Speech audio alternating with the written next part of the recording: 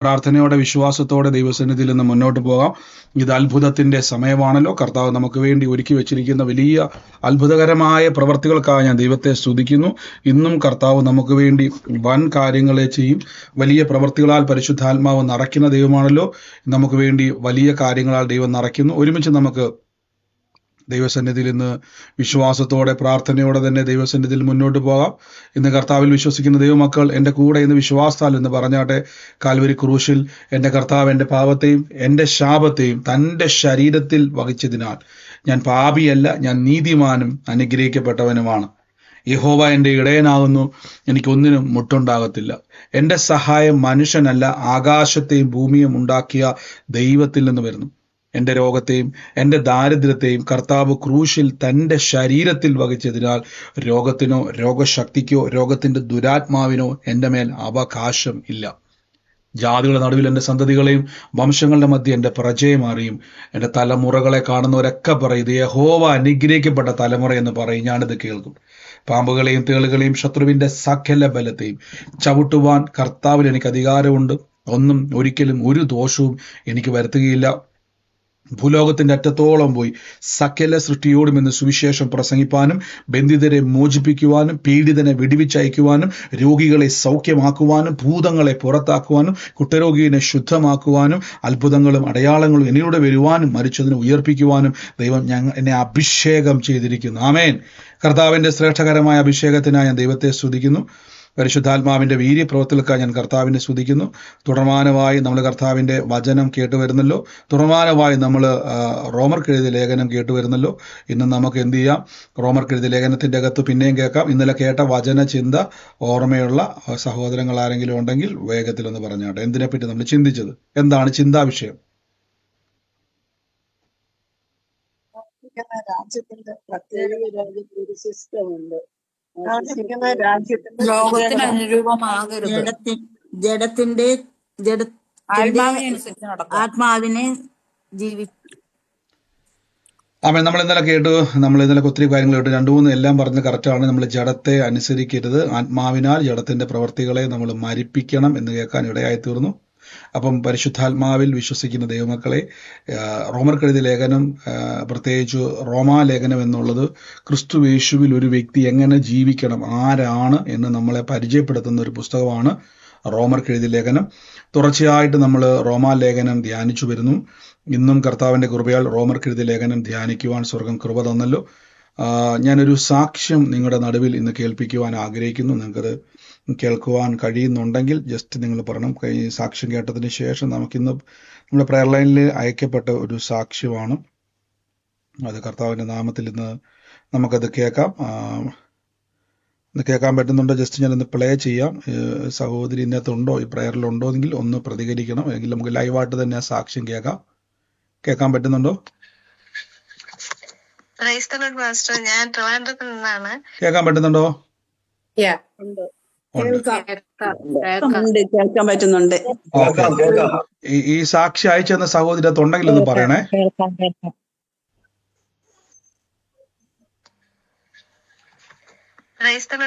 ഞാൻ ട്രിവാൻഡ്രത്തിൽ നിന്നാണ്.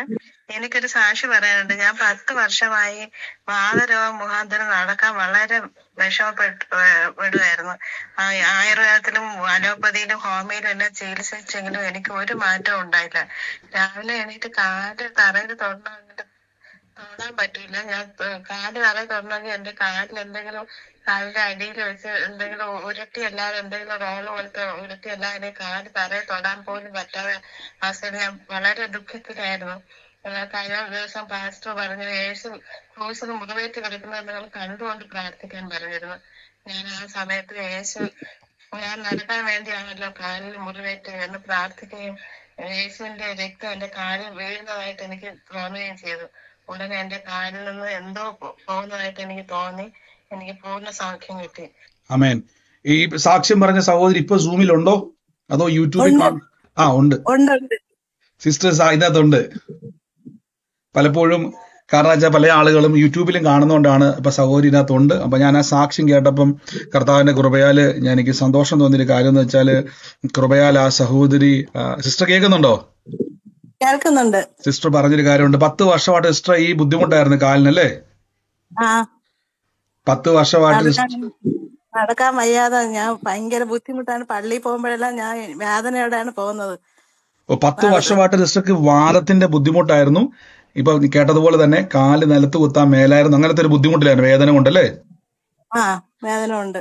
സിസ്റ്റർ ഒരു കാര്യം ചെയ്തു. കർത്താവായ യേശു ക്രിസ്തുവിന്റെ ക്രൂശിനെ ധ്യാനിച്ചു. അതായത് യേശു എനിക്ക് വേണ്ടി ക്രൂശിൽ വില കൊടുത്തത് ഞാൻ നടക്കാൻ വേണ്ടിയാണല്ലോ, അങ്ങനെ പറഞ്ഞല്ലേ? അങ്ങനെ പറഞ്ഞു. ഞാൻ നടക്കാൻ വേണ്ടിയാണ് ക്രിസ്തു എനിക്ക് വേണ്ടി ക്രൂശിൽ വില കൊടുത്തെന്ന് പറഞ്ഞു സിസ്റ്റർ. ആ ക്രൂശിനെ, ഞാൻ അതുകൊണ്ട് ആ സാക്ഷ്യം കേട്ടപ്പോൾ എനിക്ക് തോന്നിയത്, സിസ്റ്റർ എന്ത് ചെയ്ത, ക്രൂശിനെ ധ്യാനിച്ചു. അത് പറഞ്ഞുകൊണ്ട് കർത്താവിന്റെ ക്രൂശിലേക്ക് നോക്കി, എന്നിട്ട് പറഞ്ഞുകൊണ്ടിരുന്ന, ഞാൻ നടക്കാൻ വേണ്ടിയാണല്ലോ യേശു വില കൊടുത്തത്. സിസ്റ്റർ അങ്ങനെ പറഞ്ഞുകൊണ്ടിരുന്നപ്പോൾ സിസ്റ്റർ ഒരു ദർശനം കാണുവാണ്. യേശു ക്രിസ്തുവിന്റെ രക്തം കാലോട്ട് വീഴുന്നത് കണ്ടു. അപ്പൊ കാലം എന്തോ അഴിഞ്ഞു പോകുന്നത് പോലെ ഫീൽ ചെയ്തല്ലേ? അതിനുശേഷം നോക്കിയപ്പോ 10 വർഷമായിട്ടുണ്ടായിരുന്ന വേദന അവിടെ ഇല്ല, പൂർണ്ണ സൗഖ്യമായി. നന്ദി കർത്താവേ, നന്ദി കർത്താവേ. അങ്ങ് അത്ഭുതകരമായ സൗഖ്യം ചെയ്ത കൃപയ്ക്ക് നന്ദി പറയുന്നു. ഞാൻ ആ സാക്ഷ്യം കേട്ടപ്പോൾ കഴിഞ്ഞ ദിവസങ്ങളിൽ ഇമാജിനേഷൻ, നമ്മൾ ക്രൂശിലേക്ക് നോക്കി ധൈര്യപ്പെടണം. അപ്പൊ നമ്മുടെ ഇമാജിനേഷന് ഭയങ്കര ശക്തിയുണ്ട്, നമ്മുടെ ചിന്തകൾക്ക് ഭയങ്കര ശക്തിയുണ്ട്. എന്താ ഞാനത് പറയാൻ കാരണം, ദൈവം തന്നതിൻ്റെ അകത്ത് ഈ 3 പാർട്ടാണുള്ളത്. ഞാൻ ആ സാക്ഷ്യം കേട്ട് ഇന്ന് പറയാൻ കാരണം, നമ്മൾ ഇന്ന് കേൾക്കാൻ പോകുന്ന വചനവുമായിട്ട് അതിന് വലിയ ബന്ധമുണ്ട്. കേട്ടോണം. 3 കാര്യങ്ങൾ നമുക്ക് ബോഡിയിൽ ഉണ്ടായിരുന്നു: ദേഹം, ദേഹി, ആത്മാവ്. 3 കാര്യമാണ് നമ്മുടെ ശരീരത്തിലുള്ളത്. ഈ ദേഹം, ദേഹി, ആത്മാവിൽ ബൈബിളിൽ കാണാൻ പറ്റുന്ന പോലെ തന്നെ നമുക്കും അറിയാൻ പറ്റുന്ന പോലെ തന്നെ നമ്മുടെ ശരീരം, കാണുന്ന ശരീരം, മനസ്സെന്ന് പറയുന്ന അകത്തൊരു ഭാഗം, അതിൻ്റെ അകത്ത് വേറൊരു ഭാഗം, ആത്മാവെന്ന് പറയുന്നത്. ഈ 3 ഭാഗമാണ്. യേശു പറഞ്ഞു ആത്മാവ് ഒരുക്കമുള്ളത്, ജഡം ബലഹീനം. അത് നമ്മുടെ ശരീരത്തെ പറ്റിയല്ല അവിടെ പറഞ്ഞിരിക്കുന്നത്. ജഡത്വം എന്ന് പറയുന്നത് നമ്മുടെ മോഹങ്ങൾ, വൈകാര്യമായിട്ടുള്ള വികാരങ്ങൾ ഉണ്ടാകുന്ന ഒരു ഇമോഷൻസ് വർക്ക് ചെയ്യുന്ന ദേഹിയിൽ നിന്നാണ് പലപ്പോഴും ജഡത്തിലേക്ക് പ്രൊഡ്യൂസ് നടക്കുന്നത്. അതായത് പ്രവർത്തനങ്ങൾ നടക്കുന്നത്, പ്രവർത്തനത്തിലേക്ക് കൊണ്ടുവരുന്നത് ഈ ദേഹിയിൽ നിന്നാണ്. അപ്പം നമ്മൾ ചിന്തിക്കുമ്പോൾ, അതുകൊണ്ടാണ് പലപ്പോഴും നമ്മളിങ്ങനെ വെറുതെ ഇരുന്ന് ചിന്തിക്കുമ്പോൾ ഭാരം വരുന്നത് കണ്ടിട്ടുണ്ടോ? വെറുതെ നമ്മൾ ആലോചിച്ച് ഭാരം വരുന്ന. ശരിക്കും പ്രിയരെ, രോഗം സൗഖ്യമാകാനും രോഗിയാകാനും ഈ ഒറ്റ ചിന്ത മതി. പറഞ്ഞാട്ടെ, രോഗം സൗഖ്യമാകാനും രോഗിയാകാനും ഒരു ചിന്ത മതി എന്ന് പറ.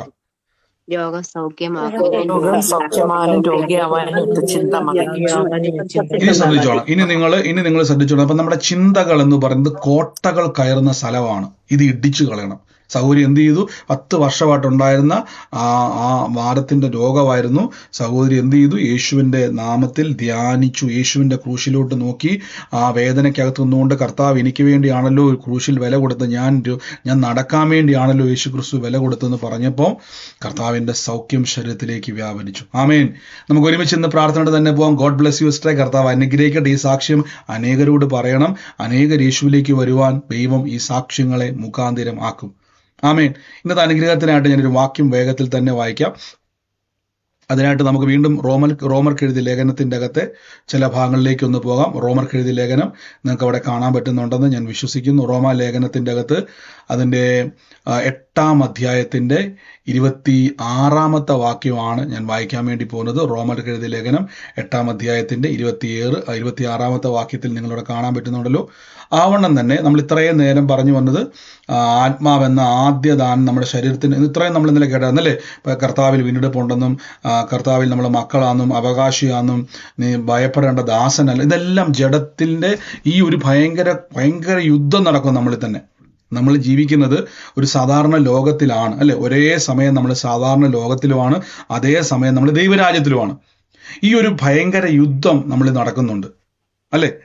അത് നമ്മൾ പ്രാർത്ഥനയ്ക്ക് ഇരിക്കുമ്പോൾ നമുക്ക് ഭയങ്കര ഉറപ്പാണ്, കർത്താവ് എനിക്ക് വേണ്ടി വലിയ പ്രവൃത്തികൾ ചെയ്യും, വലിയ കാര്യങ്ങൾ ചെയ്യും. പക്ഷെ തിരിച്ച് ഭവനത്തിലോട്ടോ തിരിച്ച് ജോലി സ്ഥലത്തോ സാഹചര്യത്തിലോട്ടോ ചെല്ലുമ്പോൾ അവിടെ നമുക്ക് ടെൻഷൻ വരുന്നു, ഭാരം വരുന്നു. അതിൻ്റെ കാരണം നമ്മുടെ ശരീരവും ആത്മാവും തമ്മിലൊരു യുദ്ധം നടക്കുന്നുണ്ട്. അത് നടക്കുന്ന സ്ഥലം നമ്മുടെ മനസ്സിലാണ്. അപ്പോൾ ബൈബിൾ പറയുന്നു, ഇനി താഴേക്ക് നമ്മൾ നോക്കിയോണം, നിങ്ങൾ പിന്നെയും ഭയപ്പെടേണ്ടതിന് ദാസന്റെ ആത്മാവിനെ അല്ല, അബ്ബാ പിതാവേ എന്ന് വിളിക്കുന്ന സ്വപുത്രന്റെ ആത്മാവിനെ അത്രേ നിങ്ങൾക്ക് പ്രാപിച്ചിരിക്കുന്നത്. നോക്കിയേ, you are not receive the spirit of bondage. നോക്കി, നമ്മൾ പ്രാപിച്ചിരിക്കുന്നത് നമ്മൾ എന്താ പറഞ്ഞത്, ദാസന്റെ ആത്മാവിനെ അല്ല, ദൈവത്തിന്റെ ആ പുത്രന്റെ ആത്മാവിനെ അത്രയും നമ്മൾ അബ്ബാ ഫാദർ എന്ന് വിളിക്കുന്ന പുത്രന്റെ ആത്മാവിനെ അത്രയും നമ്മൾ പ്രാപിച്ചിരിക്കും. ഇനി താഴോട്ട് വരുമ്പോൾ ആത്മാവ് താനും ആത്മാവിനോട് സാക്ഷ്യം പറയും. നോക്കിക്കേ, അപ്പൊ പരിശുദ്ധാത്മാവ് എന്ത് ചെയ്യാണ്? പരിശുദ്ധാത്മാവ് നമ്മുടെ ആത്മാവിനോട് എന്ത് ചെയ്യുന്നു? സാക്ഷ്യം പറയുന്നു. ഇനി ഇവിടെ മുതൽ ശ്രദ്ധിച്ചോണേ. അപ്പൊ പരിശുദ്ധാത്മാവ് നമുക്ക് വേണ്ടി സംസാരിക്കുന്നു. പരിശുദ്ധാത്മാവ് 24 മണിക്കൂറും നമ്മുടെ ആത്മാവിനോട് സംസാരിക്കുന്നു. അതുകൊണ്ടാണ് നമ്മൾ ചിലപ്പോഴും പറയുന്നത് എൻ്റെ മനസ്സിലിരുന്ന് ആരോ പറയുന്നത് പോലൊരു തോന്നല്. അത് ആരോ അല്ല, 2 രീതിയിൽ സംസാരിക്കും. ഒന്ന് നമ്മുടെ മനസ്സ് സംസാരിക്കും, 2 പരിശുദ്ധാത്മാവ് സംസാരിക്കും. ഇനി പരിശുദ്ധാത്മാവിന്റെ വാക്കും നിങ്ങളുടെ ശബ്ദവും തമ്മിൽ വിവേചിച്ചെങ്ങനെ മനസ്സിലാകും? ശ്രദ്ധിച്ചു കേട്ടോണേ. പരിശുദ്ധാത്മാവ് സംസാരിക്കുന്നു എന്ന് പറഞ്ഞുകൊണ്ടാണ് പലപ്പോഴും നമ്മൾ പല തീരുമാനങ്ങളും എടുക്കുന്നത്. ഞാൻ എപ്പോഴും പറഞ്ഞുകൊണ്ട് ദൈവഹിതം അറിയുവാൻ നിങ്ങൾ പ്രാർത്ഥിക്കണം. ഞാൻ എറണാകുളത്ത് നമ്മൾ ഒരു പ്രാവശ്യം ചെറായിൽ ഒരു പ്രാർത്ഥനാ സ്ഥലത്ത് എന്ന സമയത്ത് അവിടെ ഒരു സഹോദരി എന്നോട് വന്നിട്ട് പറഞ്ഞു, ബ്രദറെ, ഞാനൊരു ദൈവദാസന്റെ അടുത്ത് പ്രാർത്ഥനയ്ക്ക് പോകുന്ന ഒരാളായിരുന്നു. ഞങ്ങൾ നല്ല ആക്റ്റീവായിരുന്നു. ഞങ്ങൾ ക്രിസ്തു വിശ്വാസികളല്ലായിരുന്നു. അങ്ങനെ ഞങ്ങൾ യേശു ക്രിസ്തുവിലും പ്രാർത്ഥനയിലും ഒക്കെ വന്നപ്പോൾ മോളുടെ വിവാഹ സമയത്ത് അവരൊരു വിവാഹ ജീവിതത്തിലേക്ക് പോകുന്ന സമയത്ത് ഒരു ചെറുപ്പക്കാരൻ വിവാഹത്തിന് ആലോചനയ്ക്ക് വന്നു. പക്ഷെ അതൊരു ക്രിസ്തു വിശ്വാസത്തിലുള്ള ആളല്ലായിരുന്നു. അപ്പൊ അവർക്ക് അത് വലിയ താല്പര്യമില്ല. അപ്പൊ അവരിങ്ങനെ അപ്പൊ ആ സഹോദരി പറഞ്ഞൊരു വാക്കുണ്ട്, ആ ചെറുക്കൻ വന്നപ്പോൾ തന്നെ എൻ്റെ മനസ്സിലൊരു പോസിറ്റീവ് തോന്നുക, ദൈവം ഒരുക്കിയതാന്നുള്ള ഒരു ചിന്ത എൻ്റെ മനസ്സിലോട്ട് വരാൻ തുടങ്ങി. അപ്പൊ ധൈര്യമായിട്ട് ആ വ്യക്തിയോട് പറഞ്ഞു, ഞങ്ങൾ പ്രാർത്ഥനയ്ക്കൊക്കെ പോകുന്നവരാണ്, അപ്പൊ വിവാഹം കഴിച്ചാലും ഞാൻ മോളെ പ്രാർത്ഥനയ്ക്ക് വിടണം, അപ്പം അതുകൊണ്ട് ആ ഒരു ഡിമാൻഡ് നീ അംഗീകരിക്കണം എന്നൊക്കെ പറഞ്ഞപ്പോൾ ചെറുക്കൻ 100 വട്ടം സമ്മതം, ഞങ്ങളും പ്രാർത്ഥനയൊക്കെ കേൾക്കുന്നവരാണ്, ഞങ്ങൾക്ക് ഒരു കുഴപ്പമൊന്നുമില്ല. അപ്പൊ ഇത് കേട്ടപ്പോൾ പുള്ളിക്കാർക്ക് ഭയങ്കര സന്തോഷം, സഹോദരി സന്തോഷിച്ചു. അപ്പൊ ചെറുക്കൻ പറഞ്ഞു, ഒരു കുഴപ്പമില്ല, പ്രാർത്ഥന കഴിഞ്ഞ് എവിടെ വേണമെങ്കിലും പ്രാർത്ഥനയ്ക്ക് പോകാൻ ഞാനും വരാമെന്ന് പറഞ്ഞു. അപ്പൊ ഇവരങ്ങനെ വിവാഹം കഴിച്ചു.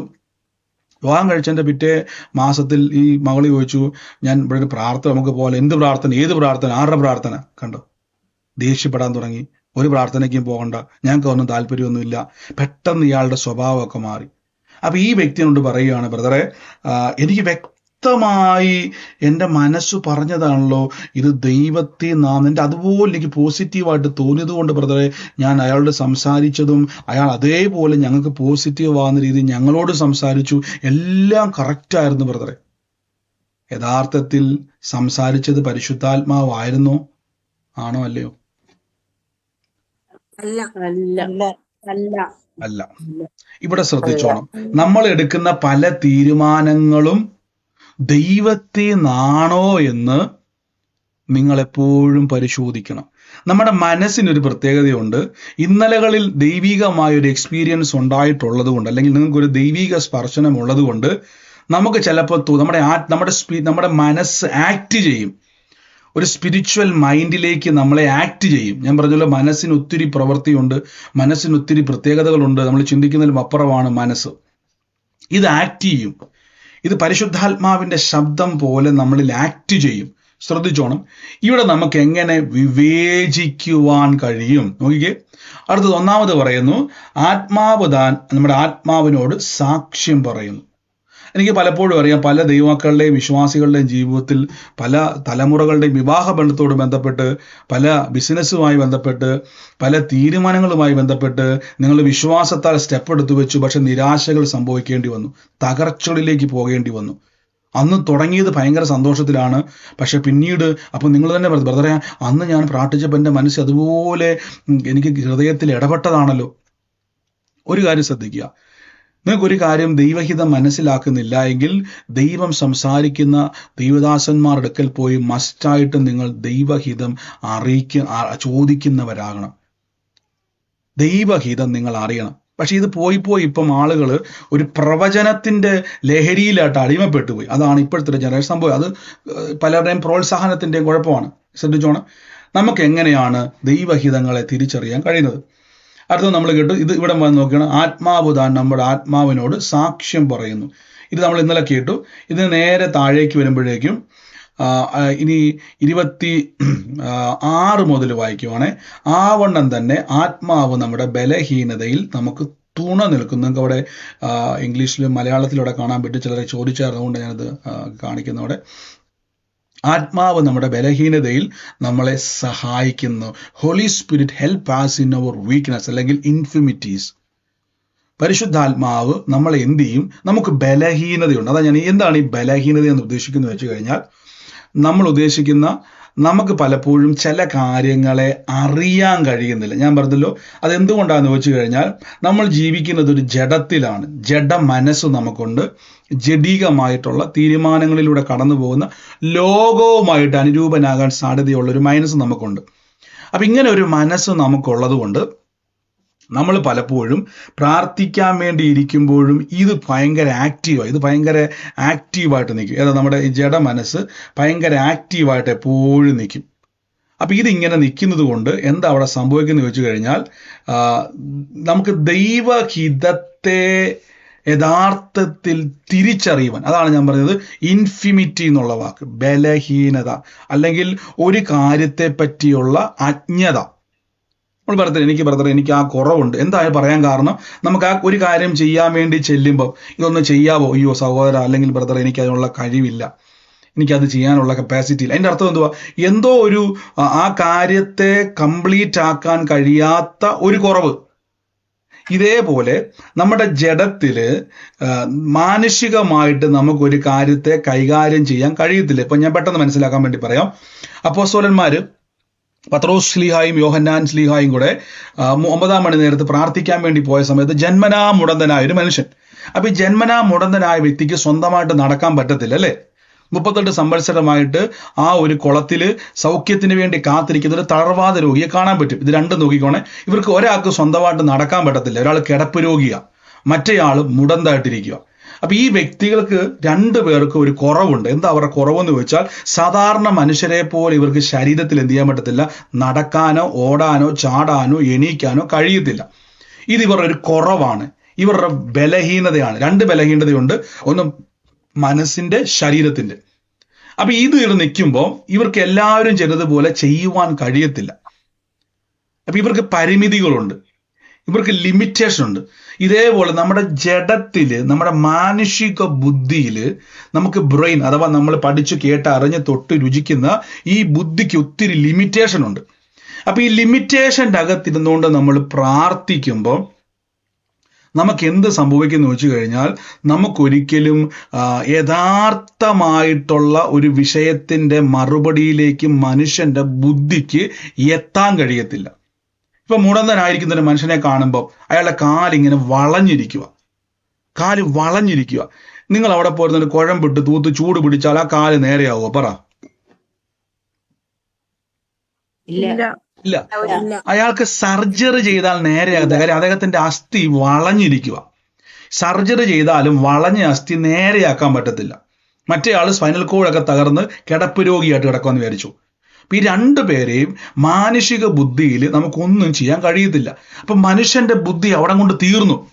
ആ കാല് വളഞ്ഞിരിക്കുന്ന ആളുടെ അടുക്ക ചെന്ന് അയാൾക്ക് നമുക്കൊന്നും ചൂട് പിടിക്കാൻ പറ്റും, നമുക്ക് കുഴമ്പ് തൂക്കാൻ പറ്റും. ഇതിന്റെ അപ്പുറം നമുക്കൊന്നും ചെയ്യാൻ പറ്റത്തില്ല. അപ്പൊ ഇത് നമ്മുടെ മാക്സിമം ആണ്. കുഴമ്പ് തൂക്കുക, ചൂട് പിടിക്കുക, ഇത് നമ്മുടെ മാക്സിമം. ഇതിന്റെ അപ്പുറത്തേക്ക് അയാൾക്ക് വേണ്ടി ഒന്നും ചെയ്യാൻ പറ്റത്തില്ല. അവിടെ തീർന്നേ. നമ്മളൊരു മുമ്പിലോട്ട് പോകുമ്പോൾ ഒരു മതിൽ കൊണ്ടൊരു വഴി അടച്ചാൽ എങ്ങനെ ഇരിക്കുവോ അതേപോലെ ബുദ്ധിക്ക് ഇനി ഒന്നും ചെയ്യാനില്ല. ഇവിടെയാണ് പരിശുദ്ധാത്മാവിന്റെ റോള്. പരിശുദ്ധാത്മാവ് എന്ത് ചെയ്ത് ചോദിച്ചു കഴിഞ്ഞാൽ, അതാണ് ഞാൻ പറയുന്നത്, നമ്മുടെ ബലഹീനതകൾ. ഞാനിത് പെട്ടെന്ന് മനസ്സിലാക്കാൻ വേണ്ടിയാണ് ഞാൻ ഈ ലിമിറ്റേഷൻ ഒക്കെ പറയുന്നത്. ഇവിടെ നമുക്ക് വേണ്ടി ഹെൽപ്പ് ചെയ്യും. കണ്ടോ, ബുദ്ധി എവിടെയാണോ ലിമിറ്റ് ചെയ്ത് നിൽക്കുന്നത് അവിടെ നമ്മളെ ഹെൽപ്പ് ചെയ്യും. പക്ഷെ പരിശുദ്ധാത്മാവിന്റെ ഹെൽപ്പ് എനിക്ക് എങ്ങനെയാണ് മനസ്സിലാകുന്നത്? അടുത്ത വാക്യത്തിൽ, വേണ്ടുന്നത് പോലെ പ്രാർത്ഥിക്കേണ്ടതെന്ന് ഞാൻ അറിയുന്നില്ല. For we know not what should pray for as we ought. നമ്മൾക്ക് എങ്ങനെയാണ് ഈ ഒരു സിറ്റുവേഷനിൽ പ്രാർത്ഥിക്കേണ്ടത് എന്തെന്ന് നമുക്കറിയാം. ഇപ്പൊ മനസ്സിലായോ? ഒരു വഴി തീരുന്ന അറ്റത്തൊരു മതില്, അങ്ങോട്ട് ഇനി വഴിയില്ല, ഭയങ്കര പടുകൂറ്റൻ്റെ ഒരു മതിലാ. ഇനി അങ്ങോട്ട് എങ്ങോട്ട് മുന്നോട്ടൊരു ഓപ്ഷൻ ഇല്ല. ഇപ്പൊ നിങ്ങൾക്ക് മനസ്സിലായോ? ഇങ്ങനെ നിങ്ങൾ സ്റ്റക്കായി നിൽക്കുക. ബ്രദറെ, ഇനി ഞാൻ എങ്ങനെയാ പ്രാർത്ഥിക്കേണ്ടത്? ഇനി ഞാൻ എന്ത് പറഞ്ഞാ പ്രാർത്ഥിക്കേണ്ടത്? ഇനി ഈ വിഷയത്തിന്റെ അകത്ത് എങ്ങനെയാണ് ഞാൻ കൈകാര്യം ചെയ്യുന്നത്? എങ്ങനെയാണ് ഈ കാര്യത്തിന്റെ അകത്ത് ഞാനൊരു മറുപടി എടുക്കുന്നത്? ഇങ്ങനത്തെ സിറ്റുവേഷൻ നിങ്ങൾക്ക് മനസ്സിലായോ? ആരെങ്കിലും ഇതിനെ കടന്നു പോകുന്നുണ്ടോ?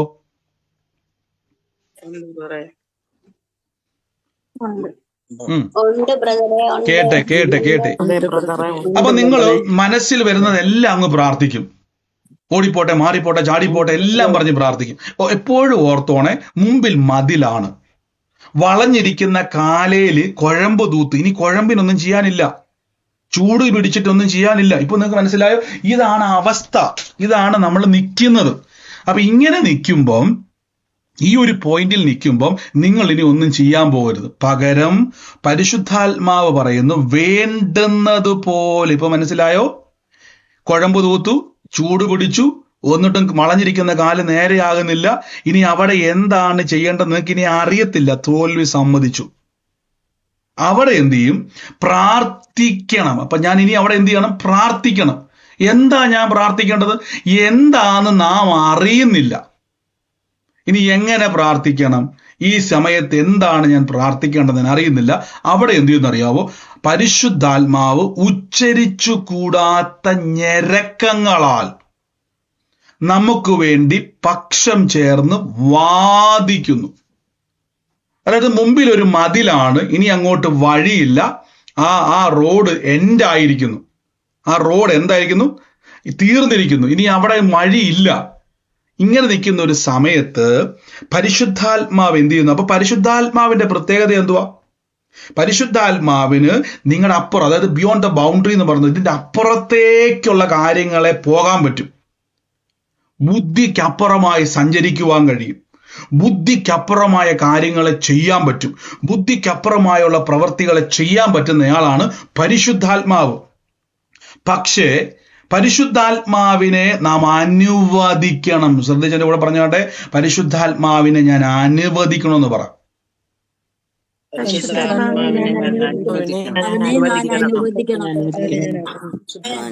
ആമേൻ. ഇപ്പൊ പരിശുദ്ധാത്മാവിനെ അനുവദിക്കുന്നത് എങ്ങനെയാണ്? ഒന്നാമത് പറയുന്നു, ഉച്ചരിച്ചു കൂടാത്ത ഞരക്കങ്ങളാൽ പരിശുദ്ധാത്മാവ് എന്ത് ചെയ്യുന്നു? എനിക്ക് വേണ്ടി പക്ഷവാദം ചെയ്യുന്നു. Make a intercession for us with groanings. നോക്കിക്കേ, പരിശുദ്ധാത്മാവ് എനിക്ക് വേണ്ടി ഇന്റർസെക്ഷൻ ചെയ്യുന്നു. എന്താണ് ഇന്റർസെക്ഷൻ എന്ന് പറഞ്ഞാൽ? ആർക്കെങ്കിലും ഒന്ന് പറയാൻ പറ്റുമോ? മധ്യസ്ഥം. കുറച്ചും കൂടി നല്ല വാക്ക്. മധ്യസ്ഥം നമുക്കറിയാം, എന്നാലും കുറച്ചുകൂടി നല്ല മലയാളം. അത് തന്നെ നമ്മുടെ നടുവിൽ നിന്ന് മധ്യസ്ഥം വഹിക്കുന്ന എന്ന് നമുക്ക് കോമൺ ആയിട്ട് അറിയാം. ഇന്റർസെഷൻ ചെയ്യുമ്പോൾ ഇതിനേക്കാൾ ഉപരി നമ്മുടെ നടുവിൽ. അപ്പൊ ആരോ ഒരാള് നമുക്കും പരിശുദ്ധാത്മാവിനും ഇടയിലുണ്ട്. കണ്ടോ? ഒന്നുകൂടെ ഞാൻ പറയാം.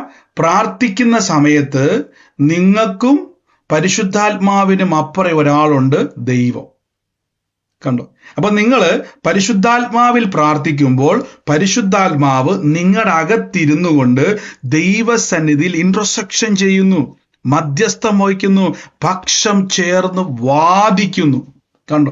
നിങ്ങളുടെ കൂടെ നിന്നുകൊണ്ട് നിങ്ങൾക്ക് വേണ്ടി ദൈവസന്നിധിയിൽ നിങ്ങൾ കടന്നു പോകുന്ന വിഷയത്തിന് വേണ്ടി പരിശുദ്ധാത്മാവ് നിങ്ങളെ സഹായിക്കുന്ന പ്രാർത്ഥനയാണ് അന്യഭാഷ പ്രാർത്ഥന. കണ്ടോ? ആമേൻ. ഒന്നുകൂടെ ഞാൻ പറയാം. നിങ്ങളുടെ കൂടെ നിന്ന് ദൈവത്തോട് നിങ്ങളുടെ വിഷയങ്ങളെ, അല്ലെങ്കിൽ നിങ്ങളുടെ വിഷയങ്ങളെ എന്നല്ല, അത് കോമൺ ആയിട്ട് ഉപയോഗിക്കുന്ന വാക്കാണ്, നിങ്ങൾക്ക് വേണ്ടതിനെ ദൈവത്തിൽ നിന്നും എടുത്തു തരുവാൻ നിങ്ങളെ സഹായിക്കുന്നതാണ് പരിശുദ്ധാത്മാവിന്റെ പ്രാർത്ഥന. കണ്ടോ? അപ്പൊ നിങ്ങൾ അന്യഭാഷയിൽ പ്രാർത്ഥിക്കുമ്പം, നമ്മളിപ്പോ അന്യഭാഷ പറയാം, ഹുറാബന ശംദല കസ്മാന റകൽതേരിയ, അന്യഭാഷ പറയുമ്പോൾ ഒരു കാര്യം ഉറപ്പിച്ചോണം, നിങ്ങളല്ല, നിങ്ങളിലൂടെ പരിശുദ്ധാത്മാവിനെ നിങ്ങൾ അനുവദിക്കുകയാണ്. കണ്ടോ? അപ്പൊ പരിശുദ്ധാത്മാവിനെ അനുവദിക്കുന്ന പ്രാർത്ഥനയാണ് അന്യഭാഷ പ്രാർത്ഥന. അതുകൊണ്ടാണ് ബൈബിൾ പറഞ്ഞിരിക്കുന്നത്, ആവണ്ണം തന്നെ പരിശുദ്ധാത്മാവ് നമ്മുടെ ബലഹീനതകളിൽ ഹെൽപ്പ് ചെയ്യുന്നു. ഈ ബലഹീനത പറയുമ്പോഴേക്ക് എപ്പോഴും ഓർത്തോണം, ഒരു ലിമിറ്റിന്റെ അകത്ത് നമ്മൾ നിൽക്കുക. നമുക്കിനി അവിടെ ഒന്നും ചെയ്യാനില്ല. അപ്പൊ അങ്ങനെ നിൽക്കുമ്പോൾ പരിശുദ്ധാത്മാവ് വാക്കുകൊണ്ട് തൂണ നിൽക്കുന്നു, ഹെൽപ്പ് ചെയ്യുകയാണ്. ഇപ്പൊ നിങ്ങൾ ഒരു സ്ഥലത്ത് പെട്ടുകിടക്കുക, വഴി അറിയാത്ത, ദിശ അറിയാത്ത ഒരു സ്ഥലത്ത് നിങ്ങൾ പെട്ടുപോയി. ഗൂഗിൾ മാപ്പ് വർക്ക് ചെയ്യുന്നില്ല, ഫോൺ വർക്ക് ചെയ്യുന്നില്ല, ഫോൺ സ്വിച്ച് ഓഫ് ആയി പോയി. അവിടെ നിൽക്കുന്ന സമയത്ത് നിങ്ങൾ എന്ത് ചെയ്യും? വഴിയെ പോകുന്ന ഒരു വ്യക്തിയോട് ചോദിക്കും, എന്നെ ഒന്ന് ഹെൽപ്പ് ചെയ്യാമോ? എന്തിനാ അത് ചോദിക്കുന്നത്? നിങ്ങൾക്ക് തന്നെ പോയാൽ പോരെ. ഇല്ല, എനിക്ക് അറിയത്തില്ല. അറിയാത്തൊരാള് ചോദിക്കുവാണ്. ഒന്നുകൂടെ ഞാൻ പറയാം, വഴി അറിയാത്തൊരാള് ആ ദേശത്തിലെ വഴി അറിയാവുന്ന ഒരാളോട് ഹെൽപ്പ് ചോദിക്കുന്നു. ആ വ്യക്തിക്ക് അറിയാം, ചോദിക്കുന്നയാൾക്ക് അറിയത്തില്ല. ഇതാണ് നമ്മുടെ അവസ്ഥ. ദൈവാത്മാവിനെ അറിയാം, എവിടെ തൊടണം, എന്ത് ചെയ്യണം, എന്താകണം എന്ന് ദൈവാത്മാവിനറിയാം. അപ്പൊ ദൈവാത്മാവിന്റെ ഹെൽപ്പാണ് നമ്മൾ എന്ത് ചെയ്യുന്നത്? ഇന്റർസെക്ഷൻ പ്രയർ എന്ന് പറയുന്നത്. ആമേൻ. പരിശുദ്ധാത്മാവ് എന്ത് ചെയ്യുന്നറിയാവോ? ഉച്ചരിച്ചു കൂടാത്ത ഞരക്കങ്ങളാൽ നമുക്ക് വേണ്ടി പക്ഷവാദം ചെയ്യുന്നു. ഇതാണ് അന്യഭാഷ പ്രാർത്ഥന. അടുത്ത വാക്യം ഇവിടെ നമ്മൾ എന്തിട്ട് പറഞ്ഞു വരുന്നറിയാവോ? ജഡത്തിന്റെ ബലഹീനതകളെയും ആത്മാവിന്റെ ബലത്തെ പറ്റി പറയും. ആത്മാവിനാൽ ജഡത്തിന്റെ പ്രവൃത്തികളെ കൊല്ലുക എന്ന് പൗലോസ് പറഞ്ഞില്ലേ? അതിന്റെ താഴെ ഭാഗമാണ് അടുത്ത വാക്യം. എന്നാൽ ആത്മാവ് വിശുദ്ധന്മാർക്ക് വേണ്ടി ദൈവഹിതം. ആരാ വിശുദ്ധന്മാർ? യേശുവിനെ കർത്താവ് രക്ഷിതാവായി സ്വീകരിച്ച് രക്ഷിക്കപ്പെട്ട ആളുകളെ പറ്റിയാണ് പറഞ്ഞേക്കുന്നത്. അവരെ പറ്റി അല്ലാതെ നിങ്ങളിപ്പം യേശുവിനെ അറിഞ്ഞ് വിഗ്രഹാരാധന ചെയ്ത് പാപത്തിലും ലോകത്തിലും കാണുന്നിടത്തെല്ലാം പോയി നേർച്ച കാഴ്ച കൊടുത്ത് ജീവിക്കുന്ന ഒരു വ്യക്തിക്ക് വേണ്ടി പരിശുദ്ധാത്മാവ് ഇന്റർസെക്ഷൻ ചെയ്യത്തില്ല. എപ്പോഴും ഓർത്തോണേ, പരിശുദ്ധാത്മാവ് ഇന്റർസെക്ഷൻ ചെയ്യുന്നത് ആർക്ക് വേണ്ടിയാണ്? വിശുദ്ധന്മാർ. ആരാ വിശുദ്ധന്മാർ? യേശുവിനെ കർത്താവിൻ രക്ഷിതാവുമായി സ്വീകരിച്ച് നിങ്ങളോ രാജകീയ പൗരോഹിത വർഗവും സ്വന്തം ജനവും വിശുദ്ധ വംശവുമാകുന്നു. രക്ഷിക്കപ്പെട്ടവർക്ക് വേണ്ടിയാ പരിശുദ്ധാത്മാവ് പക്ഷവാദം ചെയ്യുന്നത്. ഞാനിപ്പോ ഒരു കാര്യം ചോദിച്ചോട്ടെ, നിങ്ങളിപ്പം കള്ളു കുടിച്ച് മദ്യപിച്ച് കിടക്കുന്ന ഒരു മനുഷ്യൻ, ഭയങ്കര അലമ്പന, കത്തിക്കുത്തോടെ കിടക്കുന്ന മനുഷ്യൻ, ഭയങ്കര അലമ്പെന്ന് പറഞ്ഞാൽ അയൽപക്കക്കാരനും നാട്ടുകാരനും വീട്ടുകാർക്കും പോകുന്നവർക്കും വഴിയർക്കും എല്ലാവരും തല്ലുകൊടുത്ത് നടക്കുക. എല്ലാവർക്കും തല്ലുകൊടുത്ത് നടക്കുക. ഈ വ്യക്തിക്ക് വേണ്ടി നിങ്ങൾ പറയാ, ആ സഹോദരനെ നിങ്ങളൊന്ന് വീട്ടിൽ കയറ്റി കിടത്താവോ? ആരെങ്കിലും പറയുമോ? എല്ലാവർക്കും ഉപദ്രവകാരിയോ? പറയുമോ? ഇല്ല. അത് തന്നെ പരിശുദ്ധാത്മാവും ചെയ്യുന്നുള്ളൂ, രക്ഷിക്കപ്പെട്ടവർക്ക് വേണ്ടി. അതുകൊണ്ടാണ് എബ്രായ ലേഖനത്തിൽ പറയുന്നു, യേശുക്രിസ്തു മുഖാന്തരം ദൈവത്തോട് അടുക്കുന്നവർക്ക് വേണ്ടി പക്ഷപാതം ചെയ്യുവാൻ സദാ ജീവിക്കുന്നവൻ. അപ്പൊ യേശുക്രിസ്തു മുഖാന്തരം രക്ഷിക്കപ്പെട്ടവരെ പറ്റി എബ്രായ ലേഖനം 7:25 പറയുന്നത്. അവർക്ക് വേണ്ടിയാ പക്ഷപാതം ചെയ്യുന്നത്. എപ്പോഴും ഓർത്തോണേ, വിശുദ്ധന്മാർക്ക് വേണ്ടി ദൈവത്തിന്റെ ഹിതപ്രകാരം പക്ഷവാദം ചെയ്യുന്നു. ആമേൻ. ഹല്ലേലൂയ. ഒരു നിമിഷം ഒന്ന് ഹോൾഡ് ചെയ്യണേ, വെയിറ്റ് ചെയ്യണേ.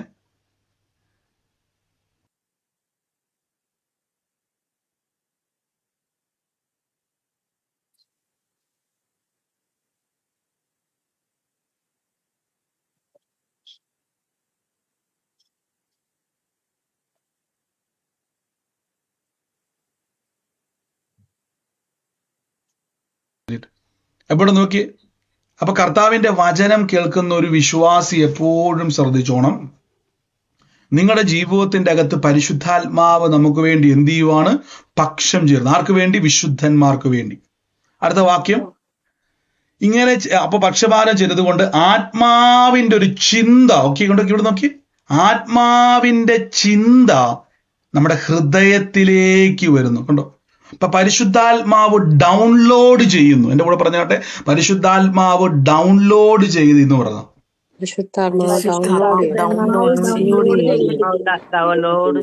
ദൈവത്തിൽ നിന്ന് പ്രാപിക്കുന്നതാണ് പൗലോസ് പറഞ്ഞു. ഞാൻ കർത്താവിങ്കൽ നിന്ന് പ്രാപിച്ച് നിങ്ങൾക്ക് തരുന്നു എന്ന് പൗലോസ് പറഞ്ഞു, കേട്ടില്ലേ? ഇപ്പൊ മനസ്സിലായോ? അപ്പൊ നമ്മുടെ ഹൃദയത്തിലേക്ക് പരിശുദ്ധാത്മാവ് എന്ത് ചെയ്യുന്നു? ആത്മാവിന്റെ ചിന്ത. ഹല്ലേലൂയ. ഇപ്പൊ പരിശുദ്ധാത്മാവ് എന്ത് ചെയ്യുന്നു? ദൈവത്തിന്റെ കാര്യങ്ങളെ നമ്മുടെ മനസ്സിലേക്ക് തരുന്നു. ഹല്ലേലൂയ. ദൈവഹിതം ഇന്നതെന്ന് ഹൃദയങ്ങളെ പരിശോധിക്കുന്നവൻ അറിയുന്നു. കണ്ടോ? അപ്പൊ എന്റെ ചോദ്യം ബ്രദറെ, അല്ലെങ്കിൽ നിങ്ങളുടെ ചോദ്യം ബ്രദറെ, അങ്ങനെയാണെങ്കിൽ ആ സഹോദരി പറഞ്ഞല്ലോ മനസ്സിന്റെ അകത്ത് പോസിറ്റീവ് ഉണ്ടായി, മകള് ആ ചെറുക്കൻ പറഞ്ഞല്ലോ പ്രാർത്ഥനയ്ക്ക് പോകുന്നതിന് കുഴപ്പമൊന്നുമില്ല, ആ കല്യാണം നടന്നിട്ട് ബ്രദറെ മൊത്തം കുളവായല്ലോ. പറഞ്ഞു തരാം. ഇവിടെ ഒരു വാക്ക് കണ്ടോ, 2 വാക്ക് ഞാൻ പറഞ്ഞു തരാം. ഒന്ന്, വിശുദ്ധന്മാർക്കു വേണ്ടി ദൈവഹിതപ്രകാരം പക്ഷപാതം ചെയ്യുന്നു. നോക്കിയോണം, ദൈവഹിതപ്രകാരം. രക്ഷിക്കപ്പെട്ട് സ്നാനപ്പെട്ട വ്യക്തി ചേരേണ്ടത് ആരുമായിട്ടാ പറ? പരിശുദ്ധാത്മാവായിട്ട്. അല്ല, വിവാഹ ബന്ധം ആരുമായിട്ടാ ചെല്ലേണ്ടത്? അയ്യോ, മനസ്സിലായോ? രക്ഷിക്കപ്പെട്ട് സ്നാനപ്പെട്ട വിശ്വാസി വിവാഹം കഴിക്കേണ്ടത് രക്ഷിക്കപ്പെട്ടയാളെയാണ്. പക്ഷെ ഈ മനുഷ്യൻ രക്ഷിക്കപ്പെട്ടയാളല്ലായിരുന്നു. ഈ വ്യക്തി ഇടയ്ക്കിടയ്ക്ക് പ്രാർത്ഥനയ്ക്കൊക്കെ ആരാണ്ടൊക്കെ പറയും, അത് അറിയത്തില്ല. ഏതോ ഒക്കെ ഇപ്പൊ യൂട്യൂബിൽ നമുക്കറിയാം, യൂട്യൂബിൽ പ്രാർത്ഥന കേൾക്കുന്ന ആൾക്കാരുണ്ട്. യൂട്യൂബിൽ പ്രാർത്ഥന കേൾക്കുന്ന ആൾക്കാർ അവർ യഥാർത്ഥത്തിൽ വിശുദ്ധന്മാരല്ല. രക്ഷിക്കപ്പെട്ട് സ്നാനപ്പെട്ട് യേശുക്രിസ്തുവിലേക്ക് വരുന്നവരാണ് വിശുദ്ധന്മാർ. അവർക്കാണ് പരിശുദ്ധാത്മാവ് പക്ഷപാതം ചെയ്യുന്നത്. ഇപ്പൊ മറ്റവരെ ദൈവത്തിന് ഇഷ്ടമല്ല, ഇഷ്ടമാണ്. അവരെ ദൈവം സ്നേഹിക്കുന്നു. ബൈബിൾ പറയുന്നു ദൈവം തെരഞ്ഞെടുത്തവരുണ്ട്. കണ്ടോ?